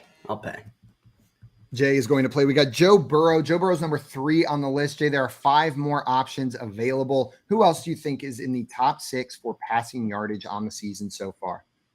Patrick Mahomes. Patrick Mahomes is number 1. Josh Allen. Josh Allen is number 4 on this list, Jay. So far you've got the number 1, the number 3, and the number 4. We're looking for 2, 5, and 6. No strikes. No strikes. No strikes. No strikes. Try and let's go with Justin Herbert. Justin Herbert is number 5 on that list, Jay. So now we're just looking for number 2 and number 6. You have no strikes so far. This could win you the game if you can get these last 2. But get 3 strikes, Jay will have the opportunity to steal for the win. What are you thinking, Jay? Tell us about it. Sorry. Hold on.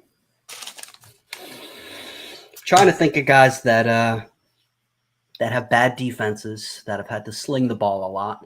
Let me think. Trying to go division by division in my head, and I'm just drawing a blank like I've never watched football before in my entire life. So I see the color blue. What's a team that is blue? I don't know. Name a quarter. I'm gonna have to bonk you if you don't say sorry, something, Jay. No, it's not Justin Fields. Aaron Rodgers. That's not right. Aaron Rodgers is not right. You are absolutely correct. So that I is. don't know why I'm drawing such a blank here. That is 1XJ. Numbers 2 and number 6 is what we're looking for. You got 1 bonk. Who's your next guess? To go with. You got 3 seconds, or I'm going to bonk you. Derek Carr. Derek Carr is not on this list. Not even close. Derek Carr's number 16 in passing yards. 2 bonks. 1 more, and Jail's going to have an opportunity to steal. What are you thinking, Jay? Last chance. Tom Brady? Tom Brady is number 2 on this list. Really? He's second in passing yards on the season so far with 2,547. Mahomes has a pretty big lead, though. So Tom Brady, number 2. Jay, that's 2 strikes. There's 1 left. Get this next one right, you win. Get it wrong, JL has the opportunity to steal and win this game. I'm going to take a random guess because I have no earthly idea and go with Geno Smith. Well, Jay, Geno Smith is absolutely correct, and you have just won the game in the 3rd round, sweeping through that list after not even being able to think of a single NFL quarterback for a solid 5 years. Or team. Very suspicious. Very suspicious. Jay, you are going to win that game, making it a clean sweep for games today on the game show. Nice job, my man. Thank you. Nice Appreciate job. Dale, and you know what? That's very honorable of you to let, and I was let also Jay here. win. Thanks for letting me win. As I said earlier, I never would let anyone win. You're right. You did explicitly say that out loud earlier. Guys, tonight we have a game on Thursday night, as we do every Thursday during the NFL season. The Atlanta Falcons going off against the Carolina Panthers in Carolina. Freudian slip. What did I say? The Atlanta Falcons going off on the Carolina Panthers tonight? I didn't say getting off on the Carolina You said Panthers. going off. You said going off, which is, slang for they're going to go ham tonight.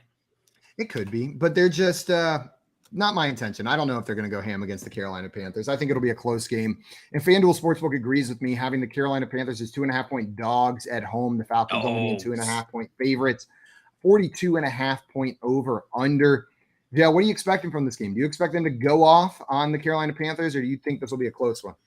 Go off. I think it'll be a close one. It's an in-division game. This is a pretty interesting game the last time that they met this season already. I think it'll still be pretty low scoring. I think this 42.5 is I would be staying away from it. Jay, what about you? How do you feel about this game? Yeah, I think it's going to be an ugly game. Like I said, I live in North Carolina. The weather's bad. We're supposed to start getting the remnants of the hurricane sometime later this evening. Windy, rainy, ugly. We already know that the Falcons love to run the ball. Our guy Peach kind of came back down to earth last week. I think it's going to be ugly. I think it's going to be low scoring. I think it's going to be one that I fall asleep on the couch while I'm watching tonight. I think if it's going to be rainy and it's going to be gross, the team that benefits is the Atlanta Falcons, right? Like to your point, Jay, they love to run the ball. They don't like throwing the ball anyways. If they throw the ball 17 times in bright sunshine, are they going to throw the ball 3 times tonight if it's raining out there? Marcus Mariota likes to run. They've got Cordero Patterson and a stable of rookie running backs that they seem to have some trust in. Tyler Algier, Caleb Huntley. Hell, even Avery Williams got a carry last week, right? Just one carry. But they should run the ball, I think, fairly efficiently against the Panthers tonight. I think the Falcons cover this. I'm taking the Falcons -2.5. I think they win a little bit bigger than that against the Panthers in this weather tonight. Yeah, Are you going Falcons as well? We've talked a bit about Cordarrelle Patterson already. I think he's a good start, but maybe not a slam dunk start. Jay, I think you were the one who pointed out last week when we were talking about it that Cordarrelle Patterson, although he had the touchdowns, they kind of saved his fantasy week. What is your outlook for Cordarrelle Patterson this week going against the Carolina Panthers? I like him simply because of, like I said, the weather. I expect it. In divisional games, you usually are, tougher, trying to hold on to the ball a little bit, play clock control. I think you're going to see something similar. I'd say somewhere around the, roughly double-digit touches. And the one thing that he does have going for him is he is getting the looks in the red zone. So I think you're looking at a touchdown, probably somewhere around 12 to 15-ish points. Again, big game if he's able to get in the end zone more than once.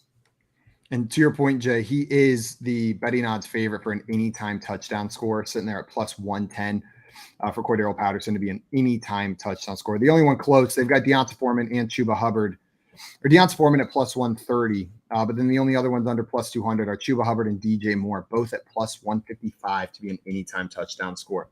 You like CPAT +110 to get in the end zone? Yeah, absolutely. I like it. Yeah, I like that one too. I'm looking at that. That one reads pretty nice. We had a question come in here about this game for tonight.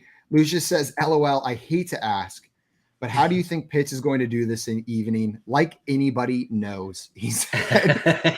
Anybody knows. At least you understand that. At least you understand that concept. Here's so Carolina is middle of the pack against tight end. So it's a pretty much a neutral matchup for Kyle Pitts this week. Vegas is expecting a low scoring game.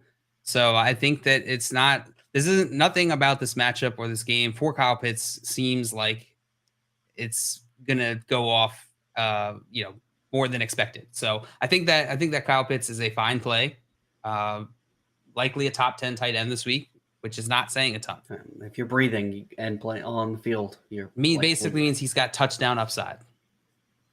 Yeah. I'm calling it. He scored a touchdown tonight. Marcus Mariota was talking him up, saying he's got to put the ball in Kyle Pitts' hands more often. So I think I could see them design a play in the red zone to try to specifically get him a touchdown. So I'm calling it. Calling a touchdown. Calling a Kyle Pitts touchdown. If you've got Kyle Pitts on your team, you're probably starting him. Unless you've got one of the guys like George Kittle, Travis Kelce. Would you guys start TJ Hawkinson going up against Buffalo this week on his new team over Kyle Pitts? Yeah, he was really involved last and a lot. What about you, JL? Would you make that move? Yeah, I think I would. What about Pat Freiermuth against New Orleans, which was a tough matchup? Isaiah Likely did catch the first touchdown of the season as a tight end against the New Orleans Saints last week. Would you start Pat Freiermuth in that matchup, or would you start Kyle Pitts tonight at Carolina? I'd start Kyle Pitts. Think I would go Freiermuth. I know I said I'm expecting a Kyle Pitts touchdown, but Mike Tomlin said that part of the reason that they got rid of Chase Claypool is because Freiermuth operates in the same part of the field. So I could see him being even more involved because Chase Claypool got traded to the Bears. So, that those middle intermediate passes that Pickett's going to have to rely on. I think he's got a pretty safe floor and just as high of an upside. I agree with all the reasoning that you said, Jeff. Going up against New Orleans, and I think New Orleans is going to be able to shut him down. So, like long term, I completely agree with you. This week, I think I'd rather start Pitts. It's fair. On that same Pitts, we had a question come in from Maul wanting to know: would you wait until Sunday to see if Njoku is playing or play Pitts tonight? Who said on that same Pitts? On that same Pitts. On that same Pitts. I love you, Simon. The way you said it made it sound like so natural. There's multiple Pitts too. Like which on Pitts that are we Pitts. talking about? Yeah, on that same Pitts. I think I'd start Pitts tonight, and I wouldn't take that risk. I don't think Njoku has the enormous upside over Pitts this week, so I would just take the safer bet, go with Pitts this week. Yeah, Pitts is good enough that you don't need to mess around with whether or not Njoku's going to be playing. Start Kyle Pitts. Hope for that touchdown like Jay's calling for. hope for it. We had another question come in here from Matisse, wanting to know, good morning, guys. Half PPR league. Good morning. Start Deonta Foreman or Najee Harris in the flex spot. Jay, you volunteered with the noise of derision. Are you going with Najee Harris or Deonta Foreman in your flex spot this week? Noise of derision. I hate to say it, but I'm going Foreman, especially in half PPR, because the main value Najee got last year was his involvement in the passing game. There's been talks that Jaylen Warren's going to get even. Yeah, I'm going Foreman. JL, what about you? Are you plugging in Deonta Foreman in tonight's game over Najee Harris? Najee Harris going up against New Orleans, like we mentioned previously, for Pat F. No, I'd still stick with Najee Harris this week. Deonta Foreman, I could see him being phased out of this game. It isn't a bad matchup, but I could see game script not going his way. Last week we didn't see a fantastic game out of Deonta Foreman, so I'll go Najee Harris. Man, what makes this tough is the return of Chuba Hubbard, right? After a poor game from Deonta Foreman last week and the return of Chuba Hubbard to this offense, uncertainty. There's uncertainty. There's uncertainty there. With Najee Harris, I don't know. I'm pretty certain he's just going to be inefficient but get lots of work. So I'll take that certainty, even though the upside is capped. I think I'll roll Najee out there. It's tough. That is a good question there, Maul. That is a good question. On the Carolina side of the ball, I think did we have another question in there? Well, that was Matisse's question, and there was a follow-up question here, which was also in the same league. Start Godwin, Ayuk, or Josh Palmer in the wide receiver 3 spot. Ooh, Godwin, Ayuk, or Josh Palmer? Josh Palmer. Josh You Palmer start for you, Palmer Jay? out of this thing? Yeah, I would. I wouldn't. I would go. I think I'd go Ayuk. I think I'd go Ayuk as well, Joe, going up against the Chargers. It's not a bad matchup. This might be a high-scoring game. And Brandon Ayuk's the dude in that offense. You know who's also in that game, the Chargers and the 49ers? Josh Palmer. Josh Palmer, right. Yeah, absolutely. I don't think Josh Palmer's a bad start. Right. I think, and I like Ayuk as well. I don't think again as well. So I want the guy who's going to be the number one option. That's my thinking. Godwin's also not a bad choice here. I think I would start Godwin over Josh Palmer. I think I put it in that order, but all three guys are pretty densely located here.